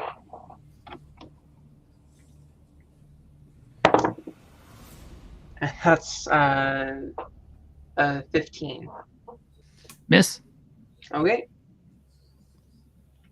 By the way, is it perchance a hit dice lower than me? No. Okay. But I try. No. Unless you suddenly became 8th level and didn't tell me. Well, you missed all those adventures, T-shirt. Hmm? You said you missed all those adventures, clearly. Yeah, I did. You know, Jim was running you guys on some side stuff, eh? Yeah, we had a whole thing where like Philip was in the library. It was a hoot. Oh, okay. I'll desperately flail with my staff to try and hit it, and continue channeling magic down through the staff. Okay. Can't get the staff these days. No, I miss horrendously, but the fray dice magic does 1 point of damage. Hey, that's The nice thing about the fray dice with the mage is he's almost guaranteed he's going to get at least 1 point in every round. So by attrition, if the party can last, they can eventually wear down just about anything. I thought Chikara was a cleric, not a mage. No, he's just playing a cleric. You can think what you like. Philip is gonna move to flank from behind and try to stab him in the back. Okay. And that is a natural 20. Nice. Nat 20. I will give you full damage. Don't even have to roll it. All right, so I deal D8 plus 2. So it's 10. Yeah. So that's a 4 point. Yep. Okay. With a raging battle cry, Philip decapitates this thing from behind. The head goes flying off into a bucket of water, and as it dissolves, it turns the water a stagnant, stinking filth. Yes, yeah. Like I said, the corpse bursts into flames as the shackles engulf it. And it collapses down into a heap of ash with a talisman. That is all that is left of Pepe's parents. Okay, so You now is pay the time that I try and stop myself from killing anyone else. I have to get a 14 or higher. Okay, well, like, yeah, you can see that unfortunately Maganak has kind of succumbed to his potion. So let's see if you continue to fight. That's a 5 plus 1, 6. That's not a 14. I know. So okay, I guess it's the party versus Maganak. What are you doing? Oh, me or someone else? Well, the party gets to go first, and you are not the party right now. Okay. Seeing him turn on us, I go raw. Okay. So that's the victorious general's shout. Victorious General shout. What's the save on that? I am looking.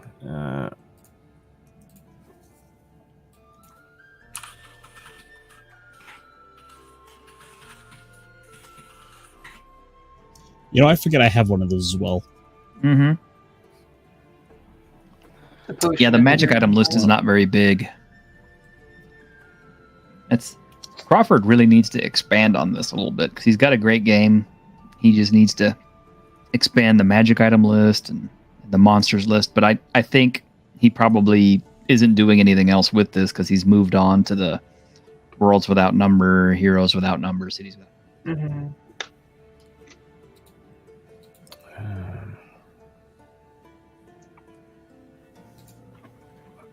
I forget how you work out the saving difficulty for magic. I think it's just a trait check.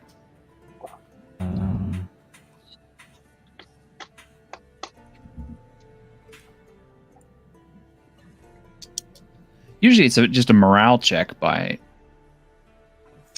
Yeah.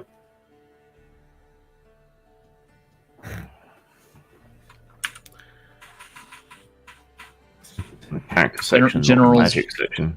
General's red mask. Okay, it says heroes and other creatures with a morale score of 12 are immune. Oh, damn. Damn. Oh, well. Okay, live and learn. Yep, sorry. So you promptly scream at him and nothing happens. Yeah. Yeah. But you still got your fray dice. Can I use that in a way that won't actually hurt him? Yeah, you're free to to do stunning. You don't have to kill. Okay. Well, enhance the sonics to try and stun him then. I rolled a 2, so that's 1 point of stunning damage. Okay. Maganak, you're now 1 point less. Then I'm down to 3 again. Philip, you get to do something? Uh, You can always choose if your attacks are lethal or not lethal. So. I'm gonna drop the scimitar for my big old great club. Just gives my big old fuck off stick. Okay. So whop him with the fuck off stick. Mm. He's got a 5 AC, so add a 5 to whatever your roll is, and if it's over a 20, you hit him. That's a nat 1.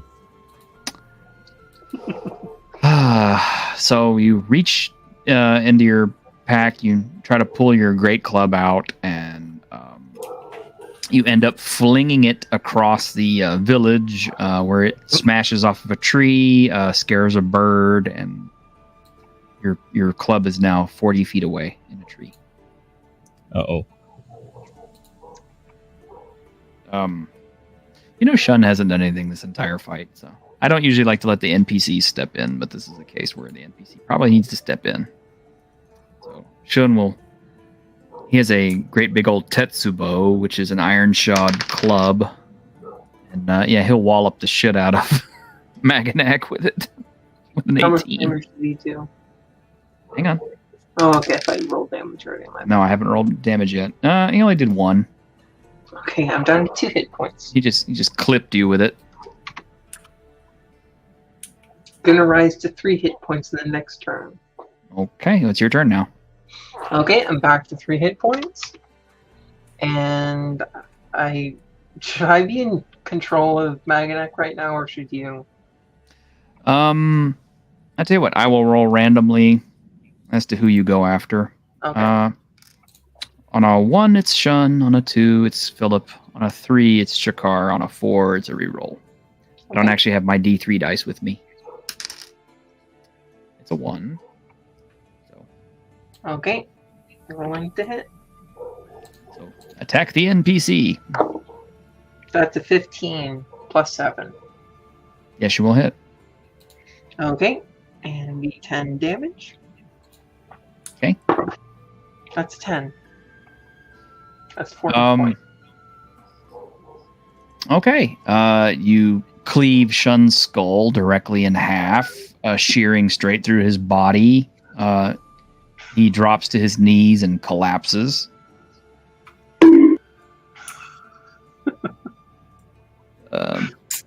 Okay, that was Shun. It's up to the two of you now. I'm sorry, guys. You did 4 hit dice of damage to him, so it's kind of like, well, okay. They're just 4 hit points, not hit dice. No, it's 4 Oh, I hit did? dice. Oh, because I only rolled a 10. A 10 is a 4. Oh, okay. You just had to insist on like him not lasting very long, did you?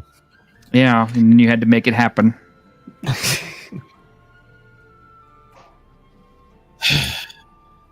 Impressive.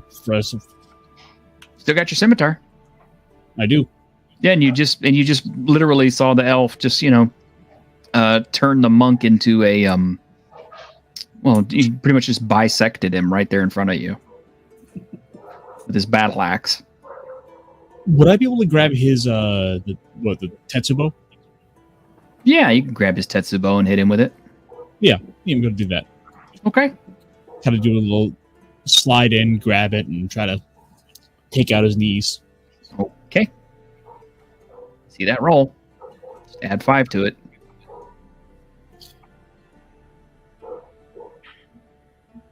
$18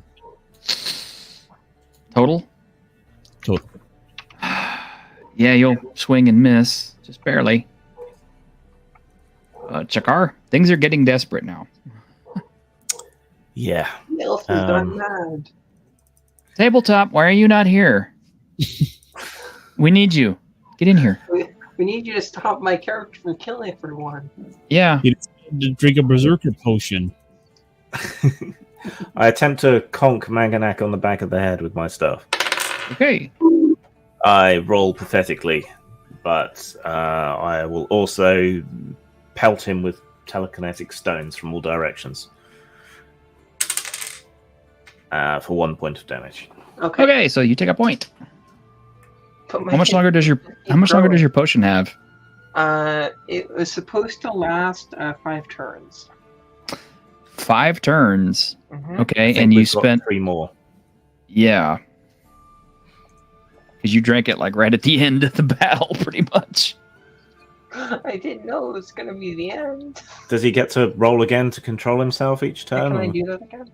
I don't know. Is it? How's it listed? Let me I see. don't What think is it? says if you can do it or not, or if it says it all. It just says like. So let's see. They cannot stop fighting for the potion's duration. Potion lasts 1d6 plus 4 rounds. Ending it early requires a saving throw at difficulty 14. I think it doesn't say that you can't get a saving throw every round, so why Okay. not? I will try again then. Especially after you just killed somebody with it. Yeah. That is 4 plus 7, 8, 9, 10. That's not enough. Plus 1 from my constitution, I guess. It's a will save. throws- Oh, so saving no, throws I is don't get 2d8 plus your wisdom in this case, plus your level. So it's just plus. It's just 11, not 14 yet. So no, it's not enough. So Mm-hmm. yeah, combat continues. And look, Junkie, you don't have to stop me. You just have to be an extra body. Like, Yeah. you stand That's true. between me and him.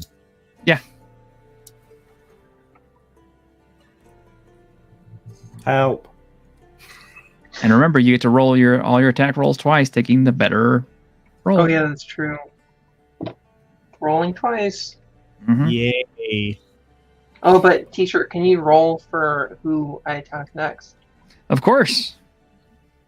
Thank you. Well, actually, And that- it's a little harder now because there's just 2 people. So on a 1 or a 2, it's Philip. On a 3 or 4, it's Jakar. It's Philip again. And I got a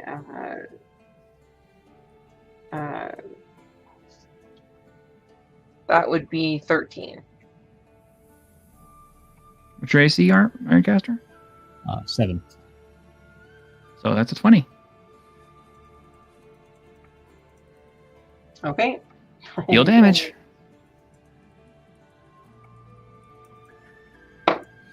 That's 3. So that would be 1 point. 1 point. And I'm up to 5 HP now.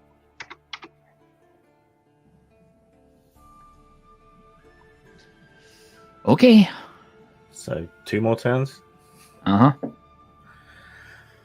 huh. Try to trip him with my staff. And channel more electricity through it. I miss, but the electricity does 1 point of stunning damage. Nice. Okay. Down to 4 again. Probably burns off some of your leg hair. Oh, you're Yep. an elf, you don't have body hair. Caster. It took him a decade to grow that hair. Yeah, let's try hit with the bonking stick again. Bonking stick. That's still not a 20. Okay. Okay, Maganek. Yeah. Yep. Attacking again. You know, I need to put these righteous wrath potions in everything now. I don't need to make monsters. The party can kill itself. How many more turns do I have left in this? Probably 1 or 2. 2 more. Okay. This one and the next. Okay.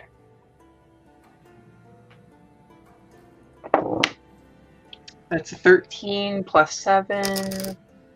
Against Philip. Yep. 13 plus 7 is 20. So yes, you hit him again. Jesus. Philip's going, I'm getting tired of this. That's an 8, so that would be 2. That's 2 points.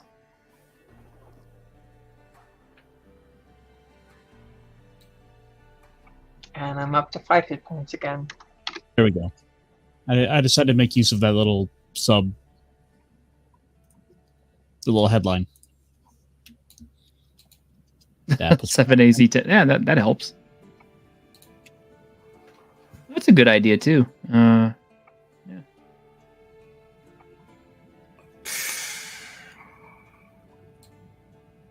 It's you guys' turn now. Yeah. That's it. 1 second. Phone call. Okay. Okay. All Hold on, right. Shikar. Put this guy down. Throw something stronger. I rolled 13 to hit this time. So what's his armor class? 5. Okay, so not good enough. So just more static electricity crackling in all directions. Take another point of damage. Okay. Down to 4 again. Next turn's the last one, I think, though. Yep. Uh-huh. Yep. And unless Caster can put him down with one hit. He might.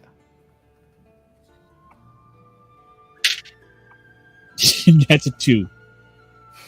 Swoosh. A 2 to hit or 2 damage? No, that's with everything added, 4 total. Yeah. Is Maganak of lower level than you, though? Can you use your Frey dice? Oh, Yeah, he is. I'm level 1. So yeah, you can Frey dice him. I forgot about that. Yeah. that would be a 1. So Level 1. So you did 0 Bing. damage. Ding. Okay. Maganek again. Okay, but this is the last turn. Can I roll to stop it before the last turn? No, let's go ahead and play it out. Okay. It's the worst thing you can do is kill Philip because you're hitting him again. I mean, Sorry, Iron Caster, if that happens. unless you can deal 10 damage here. Yeah, I can probably survive it. Okay, Kill that Phil. is 3 plus 7, 8, 9, 10. That's a miss. Okay. So he misses and he finally comes out of it. I hit him again anyway, Okay. because it's the same turn.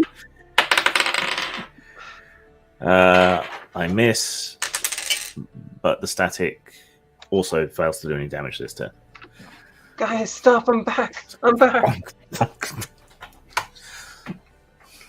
think we nearly got him, Philip. Keep hitting him. One more time, just for good measure. Go ahead. Go ahead. No, stop, please! Oh, I hit that time. Oh, you did hit that time. Okay, damage, please. What is the D10. stat? D10 Oh. plus your strength. Which is a +0, so 9. Ah, that's a generous 2 points. Bang. Yeah, I'm down to 2 HP now. Yep, that rattled your gourd. Are you done? I'm done! I'm done! I'm done! Never take one of those potions again. I won't, I swear! Good. Now you can go bury the bodies. Yes, what's left of them. There's there's the only ashes. there's just ashes, but poor Shun is Yeah, you can bury Shun, who you killed. I'll carry his legs, you carry his torso. No, you drag him all the way outside the village, what do you dig a mean deep carry hole, his and you bury torso? him. He's split in half. His upper torso. No, not that. He's split in half Oh, I vertically. thought you Or maybe not. Yeah. Here's a potion of healing each. Okay. And it does a d6 plus 1? Healing, I think I so. thought it was you said it was a d8, but it's actually a d6 plus 1. Okay, it's a D6 plus 1. So Mhm. I think D8's better, but okay. I mean, I'm just saying what's in the book. Okay. If you want to do d8, you do It that. just seems simpler. Okay. Which dice am I rolling then? You're the boss t-shirt. I'm saying a D8. Okay. Maybe you get a bad batch if you roll a 1. Do I get one? Yes, Maybe. if you bury the body. What'd you get? I bury the body. Okay, here's the potion. What'd you get, Caster? I got a 4 or a 3. 3. So it was 1 point. I got a 3 as well. It's Ah. 1 point. Right. While he's busy digging a hole, check what happened to Pepe. Well, she's behind the barrel, crying her eyes out. Now we just have a ghost following us around forever.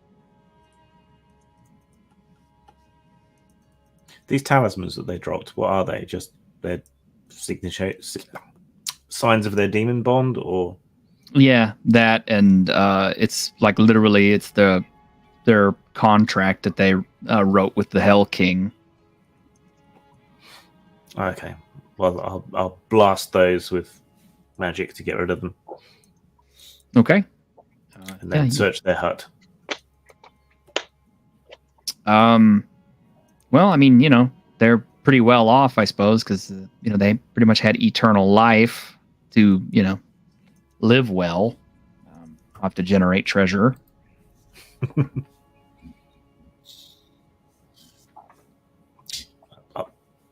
You said the staff was what, a 1d10 plus anything? No, it's just a D10. It's a large weapon. No. It's not a staff though. It's a tetsubo. It's a great big. You ever see one? Yeah. I just can never remember the name of it. Yeah. Big iron club. I kind of like it better than my great club, even though it deals less. So I'm gonna hold on to it and It deals less than your rate club. my. Oh, I see what I did there. Okay, I added in my attack bonus. So never mind. Yeah, give me a sec here. Those of you who have never seen one of these before, allow me to illustrate. That is a tetsubo. They're also referred to as iron shod clubs and stuff, but all those little knobs are made out of iron, and it is actually one of the more effective Japanese weapons that existed in the historical period, because what's armor going to do to this thing? I like that image of the one that's got the like glowing bits around it. Oh, this here? Yeah. That's from Legends of the Five Rings, of course.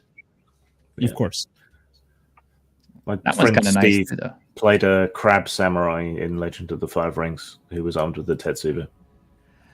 I would run Legends of the Five Rings, but I don't want to use their system. But their lore is good. The earlier systems are pretty good. I think I've got second edition somewhere. I do have the more recent one, but didn't like it as much. I'd be down to play L5R. I tried ordering a copy of the latest edition, and then it just kind of got lost in the post.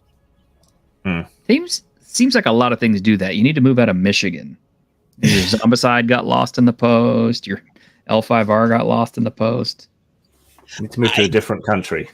Actually, I just got a refund for it, fortunately. So, yeah, maybe I will pick it up again.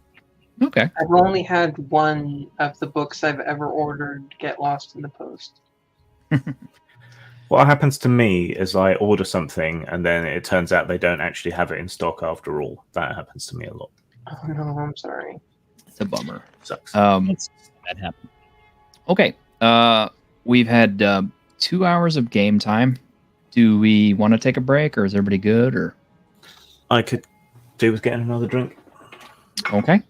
So does everybody want to take about 10 minutes to stretch and stuff? Okay. Yep. Okay. All right. So we'll go on hold for 10 minutes and reconvene at I have 4:26, so I guess 4:36. Yeah, it's 4:26 right now. Okay. Yeah. Okay. See you in a bit. Sounds good.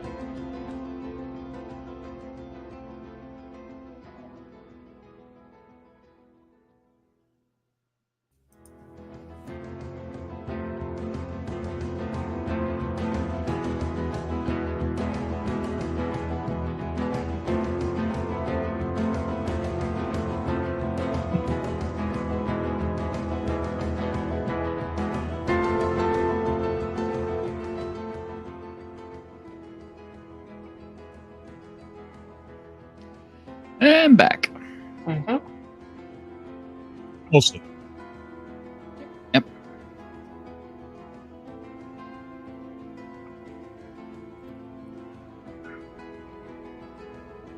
So what was supposed to do? What's going on? Hmm. So, what's new? Well, the bathroom's still where it was. You have to check every once in a while. You really, Well, You know. you've always got to worry about the bathroom running. Well, I mean, it's and of course, when when you're my age, it's kind of like and if you're near a bathroom, you're in a bathroom, you might as well just go ahead and use it. So. Like, That is a water thing. Running.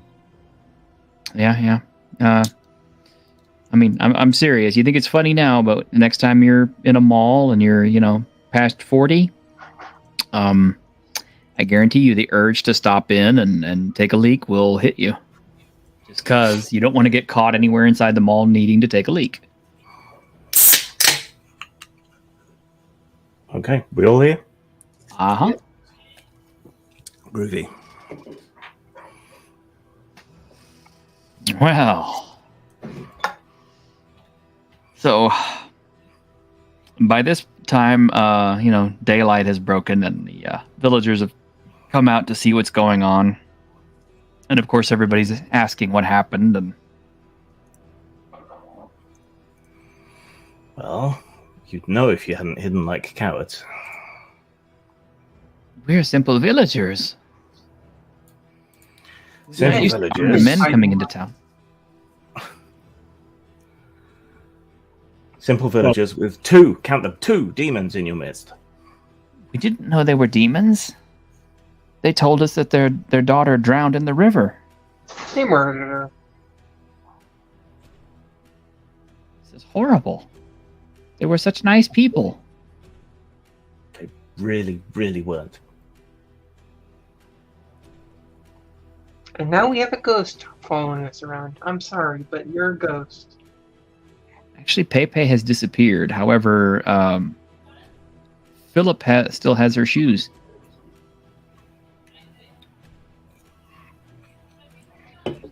Ghost shoes. Well, I'm they're gonna go. not ghostly shoes. They're real. Philip's gonna go and place the shoes at the doorstep of what would have been the house she had lived in. Mm-hmm. Just Speaking of which, you'll probably want to raid the house. I mean, nobody here is going to say shit if you Yeah. you raid the house. They have any good shit. we've got to pay for our next excursion into town somehow. That's a circular argument.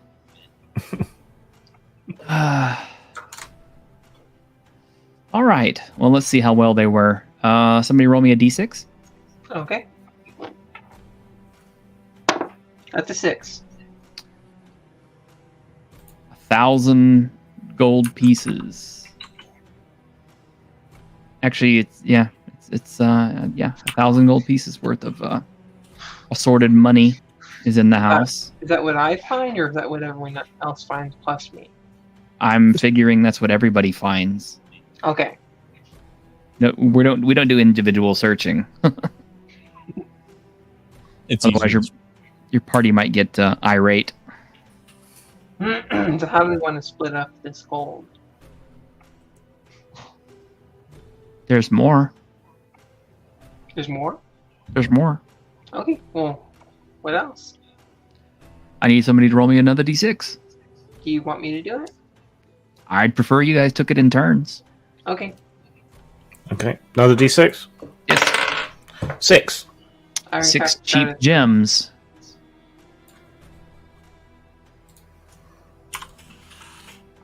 Yeah, Iron Caster got a 3. Ironcaster, you got 3 costly gems.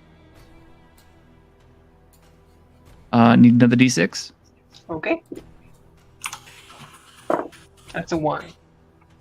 1 costly piece of jewelry. And I need somebody to roll percentage. You want to roll low. Okay. Do you want me to do it, or do you guys want to do it? again, take it in turns. Okay. Let someone else do it. All right.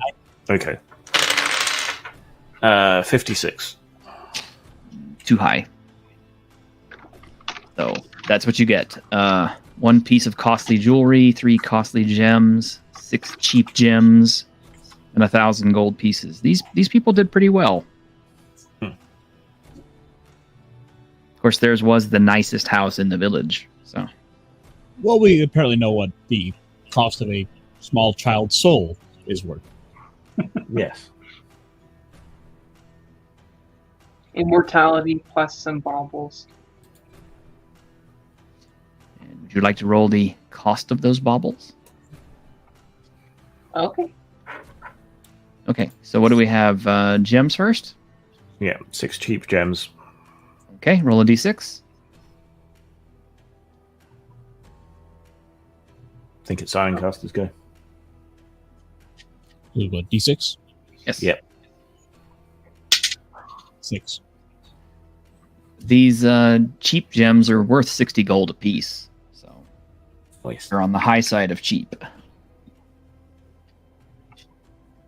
And you had what, 1 costly? I had rolled 3 costly gems. 3 costly. Okay, three I costly have gems. 1 costly gem. No, you found a costly piece of Costly jewelry. Oh, Yeah. I thought it was costly gem. My bad. No. Okay, costly gems. I need another d6. 1. 1? It's worth 50 gold. So less than the cheap gems. Yeah, well, it's just kind of the way it worked out. They've got a nice shimmer to them. Yeah. And the jewelry? Costly jewelry. D6 D6. again, is it? Yes. 2. 200 gold apiece.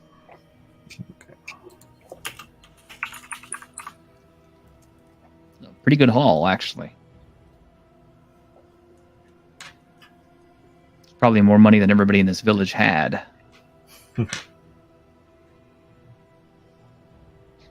All it cost them was their child.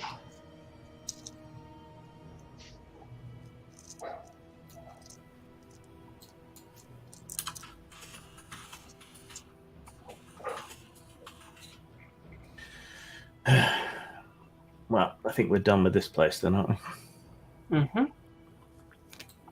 Did we say a prayer or something for Pepe? The car? Why not you? What about Shun? Yeah. He was such a fountain of wisdom. Barely knew him. Because he got killed. Ashes to ashes, dust to dust, rest in peace, and all that stuff. Let's just get out of here. Jakar seems thoroughly unhappy about the situation. Doesn't like having to help out a hungry ghost because he wanted his beauty rest. It wasn't a hungry Exactly. ghost. We help. Really We, hungering we- for peace. No, We- hungry ghosts are actual monsters. It's a real thing, and they're dangerous. Okay. we put to rest the soul of a small child. Yes. It's a good thing. Unfortunately for Shun. Yes. Hopefully his ghost won't come after us. Yeah. Well, it wasn't the demons that killed Shun. He'll probably come after me. Yeah, it won't be all of us he's coming after. That's true.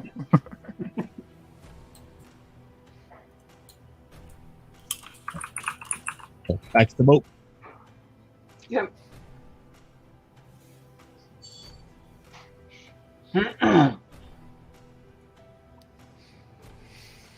Okay.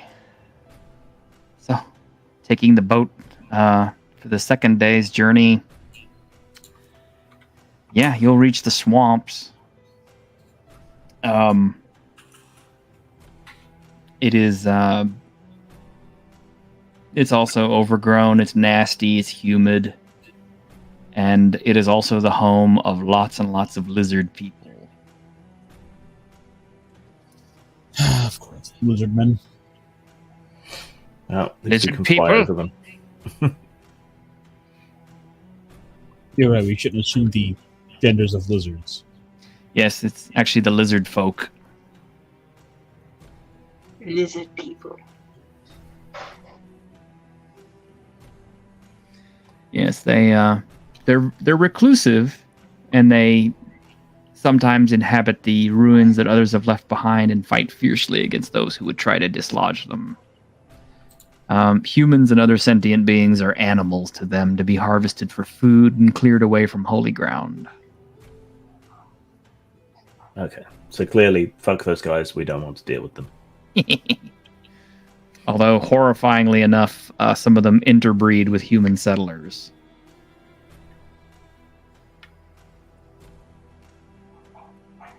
Slightly concerning. Yes. So yeah, let's give them as well, not wider berth, higher berth as possible. Like I said, they dot the swamp everywhere because there are lots of ruins in the swamp. It wasn't always a swamp. But it is now. Yes. Well, Philip, fly us to the temple. So I'm flying towards the tallest looking building I can find that I presume will be a temple. Oh, yeah. It's not hard to find out here in the swamp. It's a bright azure blue building. There is a small town situated beneath it. The town has some pretty high walls, and so does the temple itself. Now, with all these lizard folk around, not that surprising. We're gonna go laying down much closer to the temple itself because the high ground.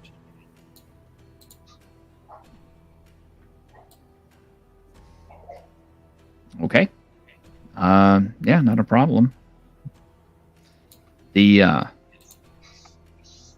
priests and warriors from the temple will come out to greet you as you land on their property.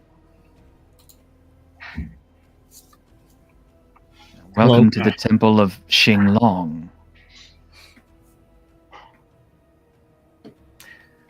We have flown far from the Temple of the Tortoise to treat with you. You have come all the way from the Tortoise Temple. Why have you come here? There is a problem that faces all of us, and we seek to unite you with the other temples to deal with this problem. Come in. We will speak on this problem. Yeah. All right. Come on, fellows. Yeah. Well, Yep. As you can imagine, everything here has the long, sinuous blue dragon motifs on everything. And everything is almost a uniform blue, that bright azure color. It's almost like a compliment to the to Hienbu's temple. Interesting thing, there are a lot of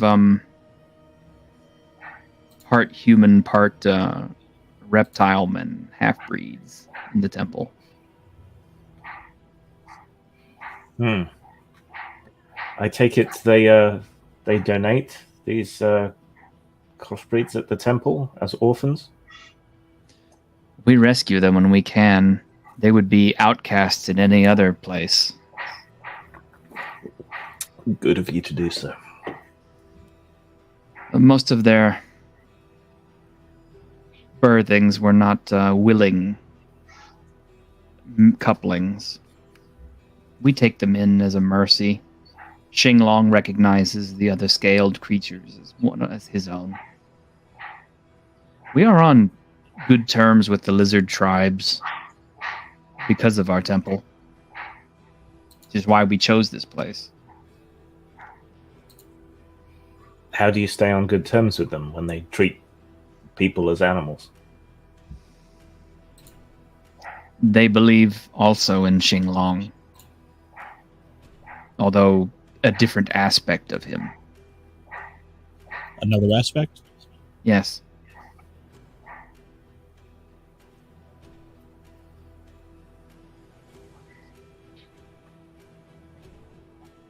You wish me to elaborate?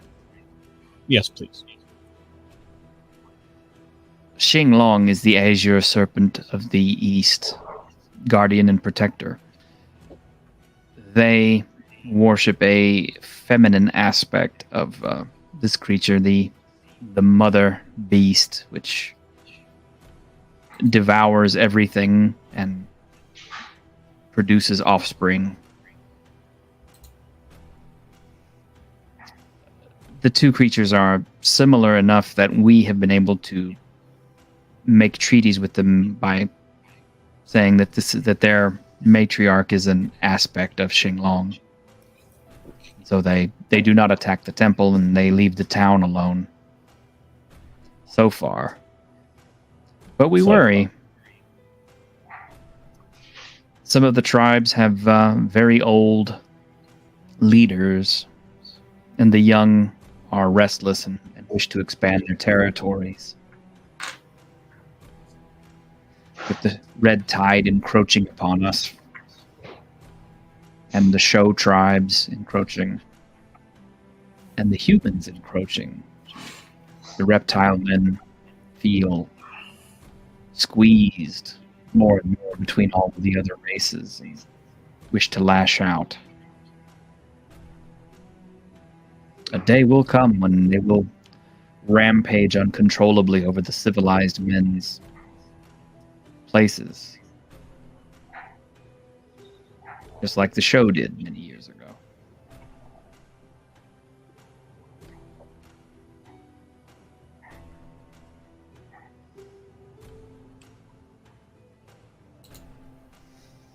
But these are not your concerns for now.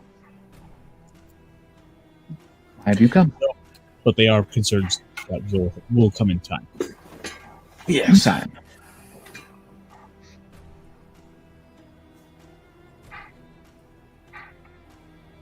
You have a problem you wish to address with us? Yes. Have they brought us before the abbot then, or? Yeah, you're speaking to their head priest. They bring you a curious tasting tea. It's made with local herbs grown here in the swamps. Has a kind of a peculiar taste to it, but it's drinkable. One gets used to it. I have only the barest sip and then set mine aside. Snob. No, I've just been poisoned or knocked out too many times. If I didn't make it, I don't trust it. I suppose it's down to me to explain. So, in the area around the Tortoise Temple, there is an evil cult. The cult of the God Beast. This magical creature is constantly and consistently birthing monstrosities which threaten the surrounding area. Further, it has a cult gathered around it that worship it as a god, which is empowering it and making it even more dangerous. They extract a toll from villages, they capture and kill people in the surrounding area, and their presence has attracted many devious monsters. The whole area is overrun and largely unsafe. It's said that this god beast is containing an even greater evil, which seems to be warding some people off from dealing with the problem. So what we seek to do is to unite the temples so that this horror can be dealt with once and for all, along with whatever else lays behind it. Any one temple acting independently will not be strong enough or be left too weak. But if we can bring all the temples together and unite them, then we can deal with this. once and for all, and perhaps other problems that afflict the areas around the temples? An interesting question. If we pledge you aid, it may leave our temple vulnerable to the reptile men and may encourage them to attack our village. But it will grant you powerful allies who can help you should such a happenstance occur. And how quickly can the Hienbu Temple bring warriors? I've seen your walls quickly enough, I'm sure. Plus, wandering itinerant heroes such as ourselves will be at your disposal. And how long did it take you to get here from the Hienbu Temple? 2 days. By flying boat? Yes. Do you have many fleets of these flying boats to bring troops here in case the lizard men should attack us? Enough.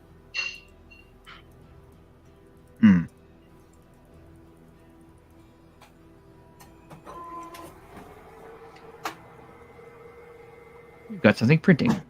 Yes, for some reason my printer switched itself on. I'm not sure why. The Maybe an just said, update or something. Maybe somebody tapped into your wireless. Wow. I'll just mute for a sec. Okay. He's got a whole damn copy room in there. That's probably how he prints out all the books. Maybe so. I don't know. I didn't think Grimm printed them all out by hand. That's why he has Lulu and other companies to print for him. But well,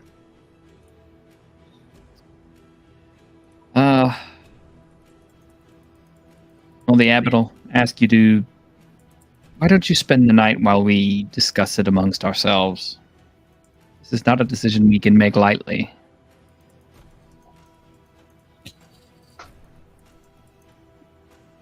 then it would probably be wise to go among the monks, the temple priest, and talk with them, get to know them.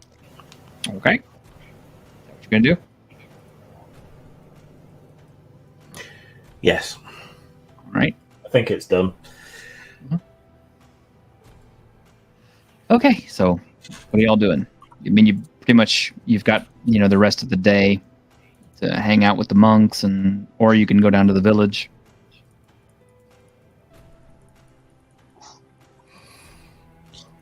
Why don't you two check out the village while I feel out the monks? Okay. Right.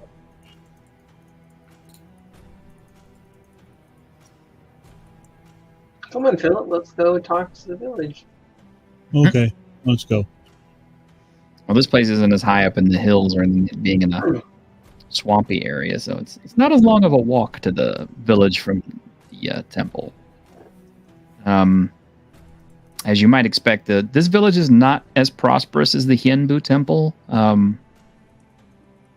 because of the locale, for one reason. That nasty swamp air and everything doesn't leave for the nicest places. Probably the odd mosquito. Yeah, quite a few. Lots of mosquito netting out here, and people who smell strange because they have to put on special ointments and things to ward them off. If this place was any more backwater, they'd positively be having people out front playing banjos. You guys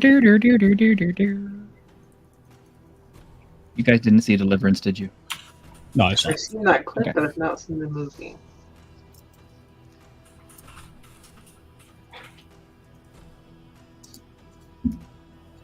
Yes, let's go through this hellhole that's known as Louisiana. It should be walled off. If hillbillies played the It is walled shamisen off. instead. Hey, Snorty. Hello. Yeah, one of the denizens will pull you aside, Philip. Hey, Is that an elf? Yeah, We heard about them. he's all right. We hear weird things about elves. Is it true? They got 2 penises? I mean, I never saw it. You've been in the bath. That's only what Vulcans have. Sorry. I mean, technically, they're reincarnates. They have as many penises as they've reincarnated into. You have burning mouths. Everybody knows that joke.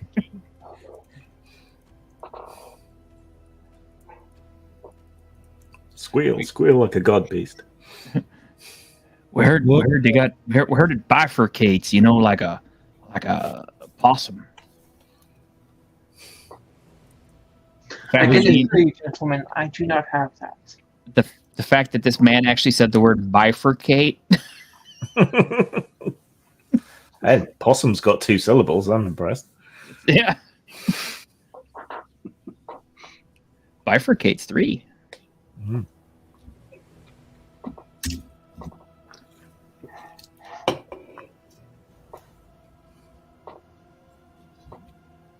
So, what's good to eat around here? No, I mean, come on. We get you a mess of something. We call this here gumbo. Okay. Yeah, I'll try some. Guanbu. Yeah.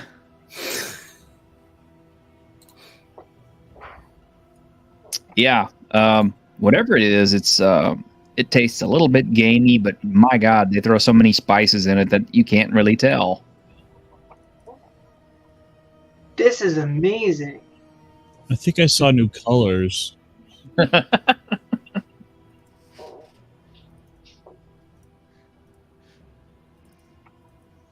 So yeah, the townspeople are kind of backwards, because this place is, this temple is out in the middle of the swamp. People don't come visit this temple very much, from what you gather. But they do have some nice places set aside for the rich folk when they come visit. Well, as soon as the god beast is dealt with, we'll send tourists this way all the time. Well, that'd be great if they can get through the swamp. The lizard men ain't too fond of people coming here. I mean, they could work out a treaty. It's not like we got really good roads either. We'll build some roads. Oh gosh, that would be really great. Yeah, you can spend a few lifetimes doing that, right? I built a road once. It burned down, fell over, then sank into the swamp. I'll help build the road. I'll be the foreman and help out for centuries. Yeah, most of these people are busy staring at the elf, talking about the elf. And, they don't really seem to notice you, although they do comment on your nice clothing and weapons, Philip. Are they nice anymore after all the stuff we've been traveling through? Well, he does have a magic weapon or two, so That's true. considering that what the swamp people are working with, yeah, it works. What he's got is really nice. I just have a priceless cloak on. Yeah, definitely people are talking about that, but they expect elves to be wearing stuff that's kind of over the top, fancy. Mm-hmm. Once more, you will definitely have a few ladies who will talk about how they've never had an elf before. The choices maybe aren't quite as good as they were in the last place, though. Yes, but every human tribe can do Go for the one with the most teeth. I wasn't gonna say that, Caster, but thank you. Most teeth and the least scales. Yes. Do her eyes blink like at the same time, or Yeah. How many lids does she have? How widely spaced apart are her eyes? Shakar, what are you doing? Okay. I am wandering around the temple, taking in the sights, and casually spreading rumors to any monk who will listen about how powerful the forces of the other temple are. How many flying ships we have. Just kind of bolstering the general sort of feel. Oh my gosh. Why don't you trait check your bullshit? Good. That's what I'm good at. Right. Just to give me a general idea.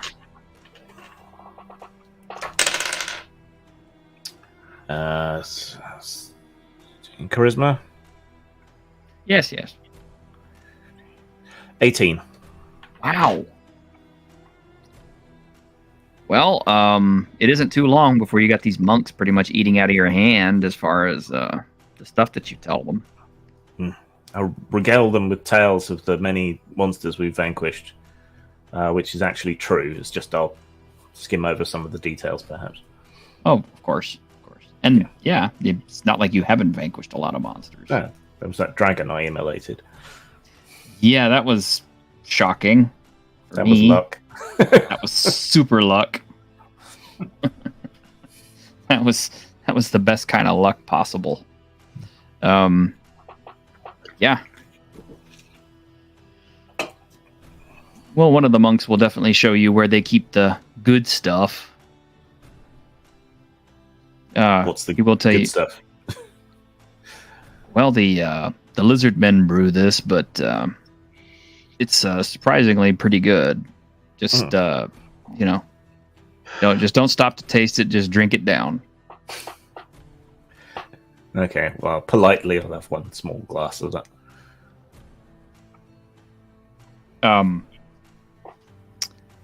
You're pretty sure after taking a drink of this, your breath could peel paint. Do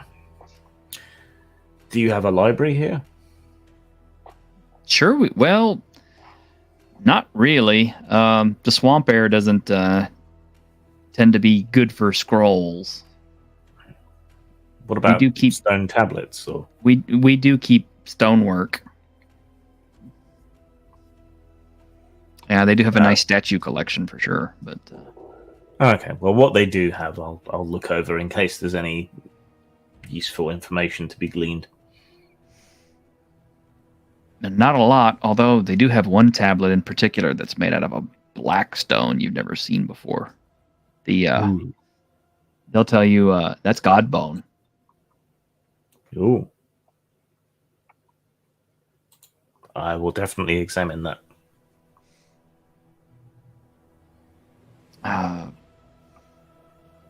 The tablet itself is kind of unremarkable. It's just some general treatise on, His Magnificence, the Azure Dragon. But the fact that this is actual God bone, you can roll a trait check. Okay. Intelligence. Temple Mage bonus? Yes.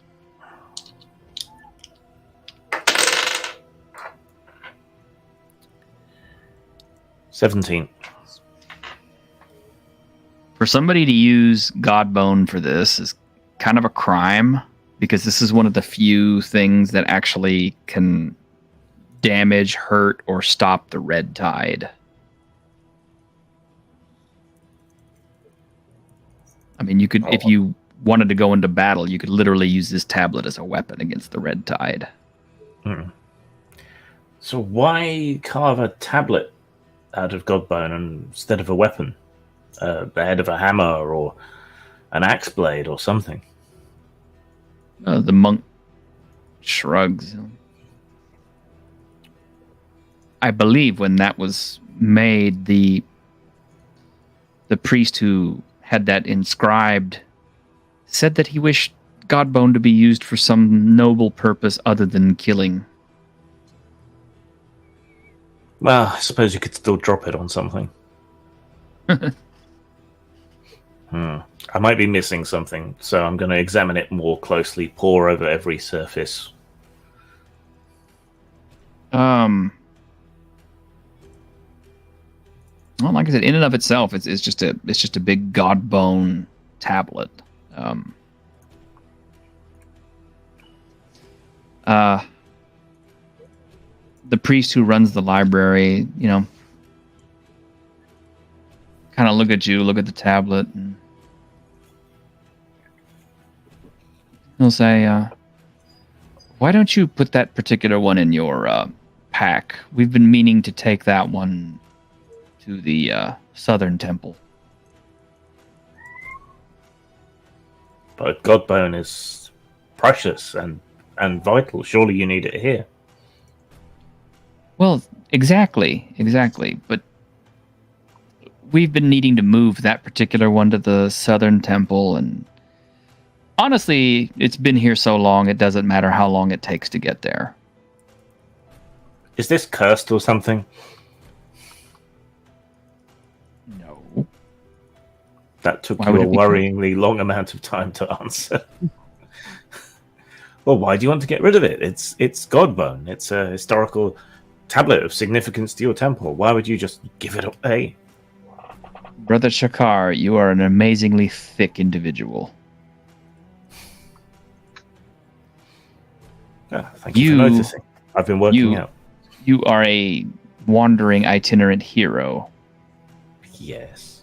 What good is a piece of Godbone doing in a temple when it could be out there killing monsters?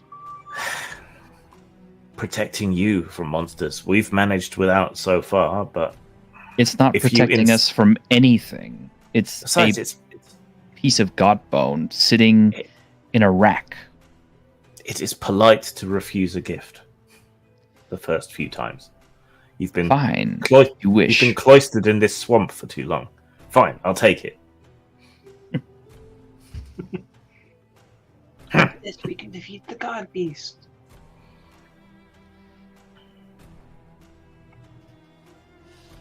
All right, so you've got a thick Godbone tablet. There's enough Godbone here you could actually turn it into a couple of weapons if you had a smith who could work with it. Yeah, we'll have to find one. I take it this village isn't particularly well equipped. No. Especially after the reports you get back from Philip and Maganak.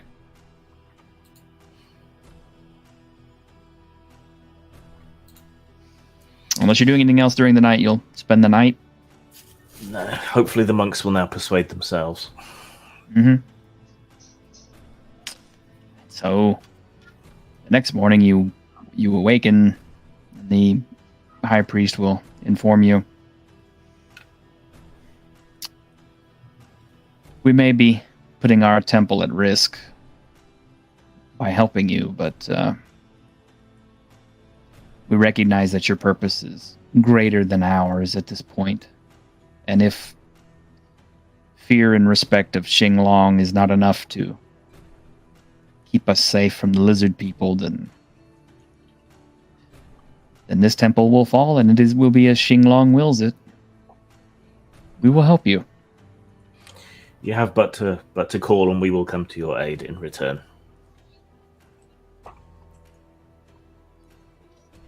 We will send our forces to the Hienbu temple. Have them ready. We'll send for you when it's time. As you wish. Well, Philip, it's time to fly again, I suppose. Southern Temple? Southern Temple. Check them out. And we're coming up on our 3-hour mark, so shall we stop there? Yeah. Sure. Because I might get an extra XP and I'll be second level, so. That's the only real reason. I think everybody's going to level up after this game. It's 8 games? That's it's 9 for level 4, I think. Is it? So, let me check. I don't know. Usually I thought they were like...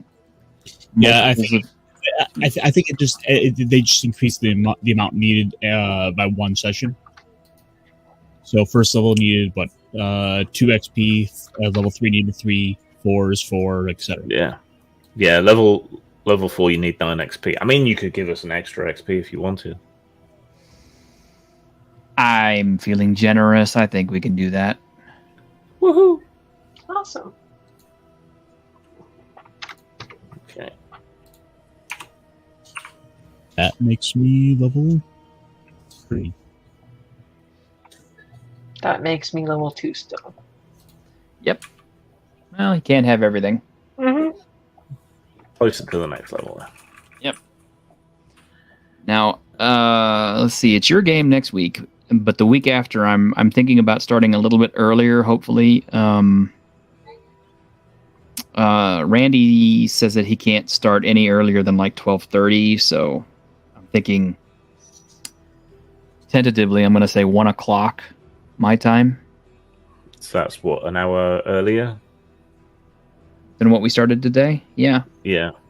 Okay. It might be a squeeze, but if I'm just a little bit late, you can start without me. So Oh, is that too early? it's just finishing dinner is all. Oh, well, okay. Well, then we can just stick to 2. Maybe no, we I can can- get. That time I works mean, a for little me. bit earlier. It's just, you know. Well, 2 works better for you, Ironcaster. It works Yeah, better for me because- as well. Well, this would also be the same like day of the week. I'm in my other game, and that goes for about 3 hours. So it's like as soon as that game ends, I can hop right over. Okay. So we'll just start making it 2 and get that finalized because too early in the morning and people couldn't show up, and too late in the evening and people can't show up. So I gotta like work the time just right. Oh wow, I have a +5 to hit now. It's because your strength is so high. Mm-hmm. Gives me 20 health. You're gonna need it. Does my HP go up to its max by the next session? You mean like naturally? Yeah, you're actually supposed to get hit points back after every combat. Oh. So then I'm back to 13? Well, yeah, after a couple days, I would figure. Okay. I'll mark it down then. Hey. But yeah, it says every hero can take a few minutes after battle or another injury to bandage their wounds and catch their breath. At these times, the hero can heal up to 2 hit points of damage inflicted in their most recent fray or misadventure.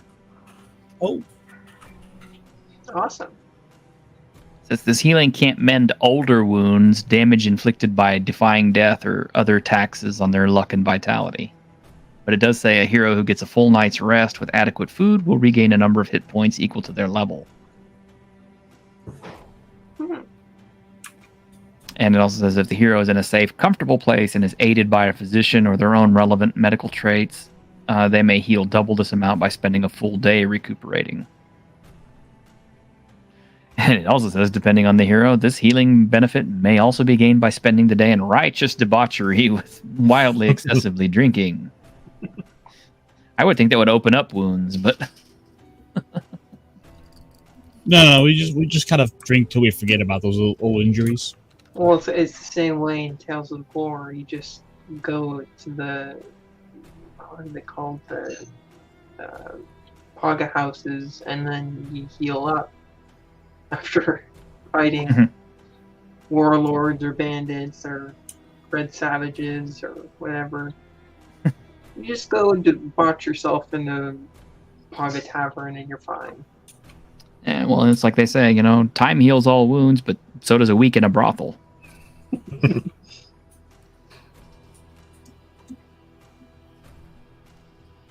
All right, guys. Well, that's it for this week. Yay! Yay. And we will see everybody at Grimm's game next week. Do you know what it's going to be yet? We're doing the Umlaut game of metal. That sounds cool as shit. So basically, you play the manager / members of a metal band and compete with each other to try and become the best or whatever. But yeah, it's a lot of fun. Where do you get this at? Don't tell me it's on the drive-thru.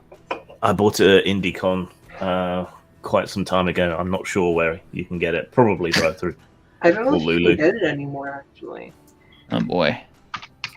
Let me see. All right. Well, until then, I guess we'll say good night, and we'll see you next time, guys and girls, and everybody out there who's been watching. Bye. Bye. Look, the Dungeons and Dragons ride!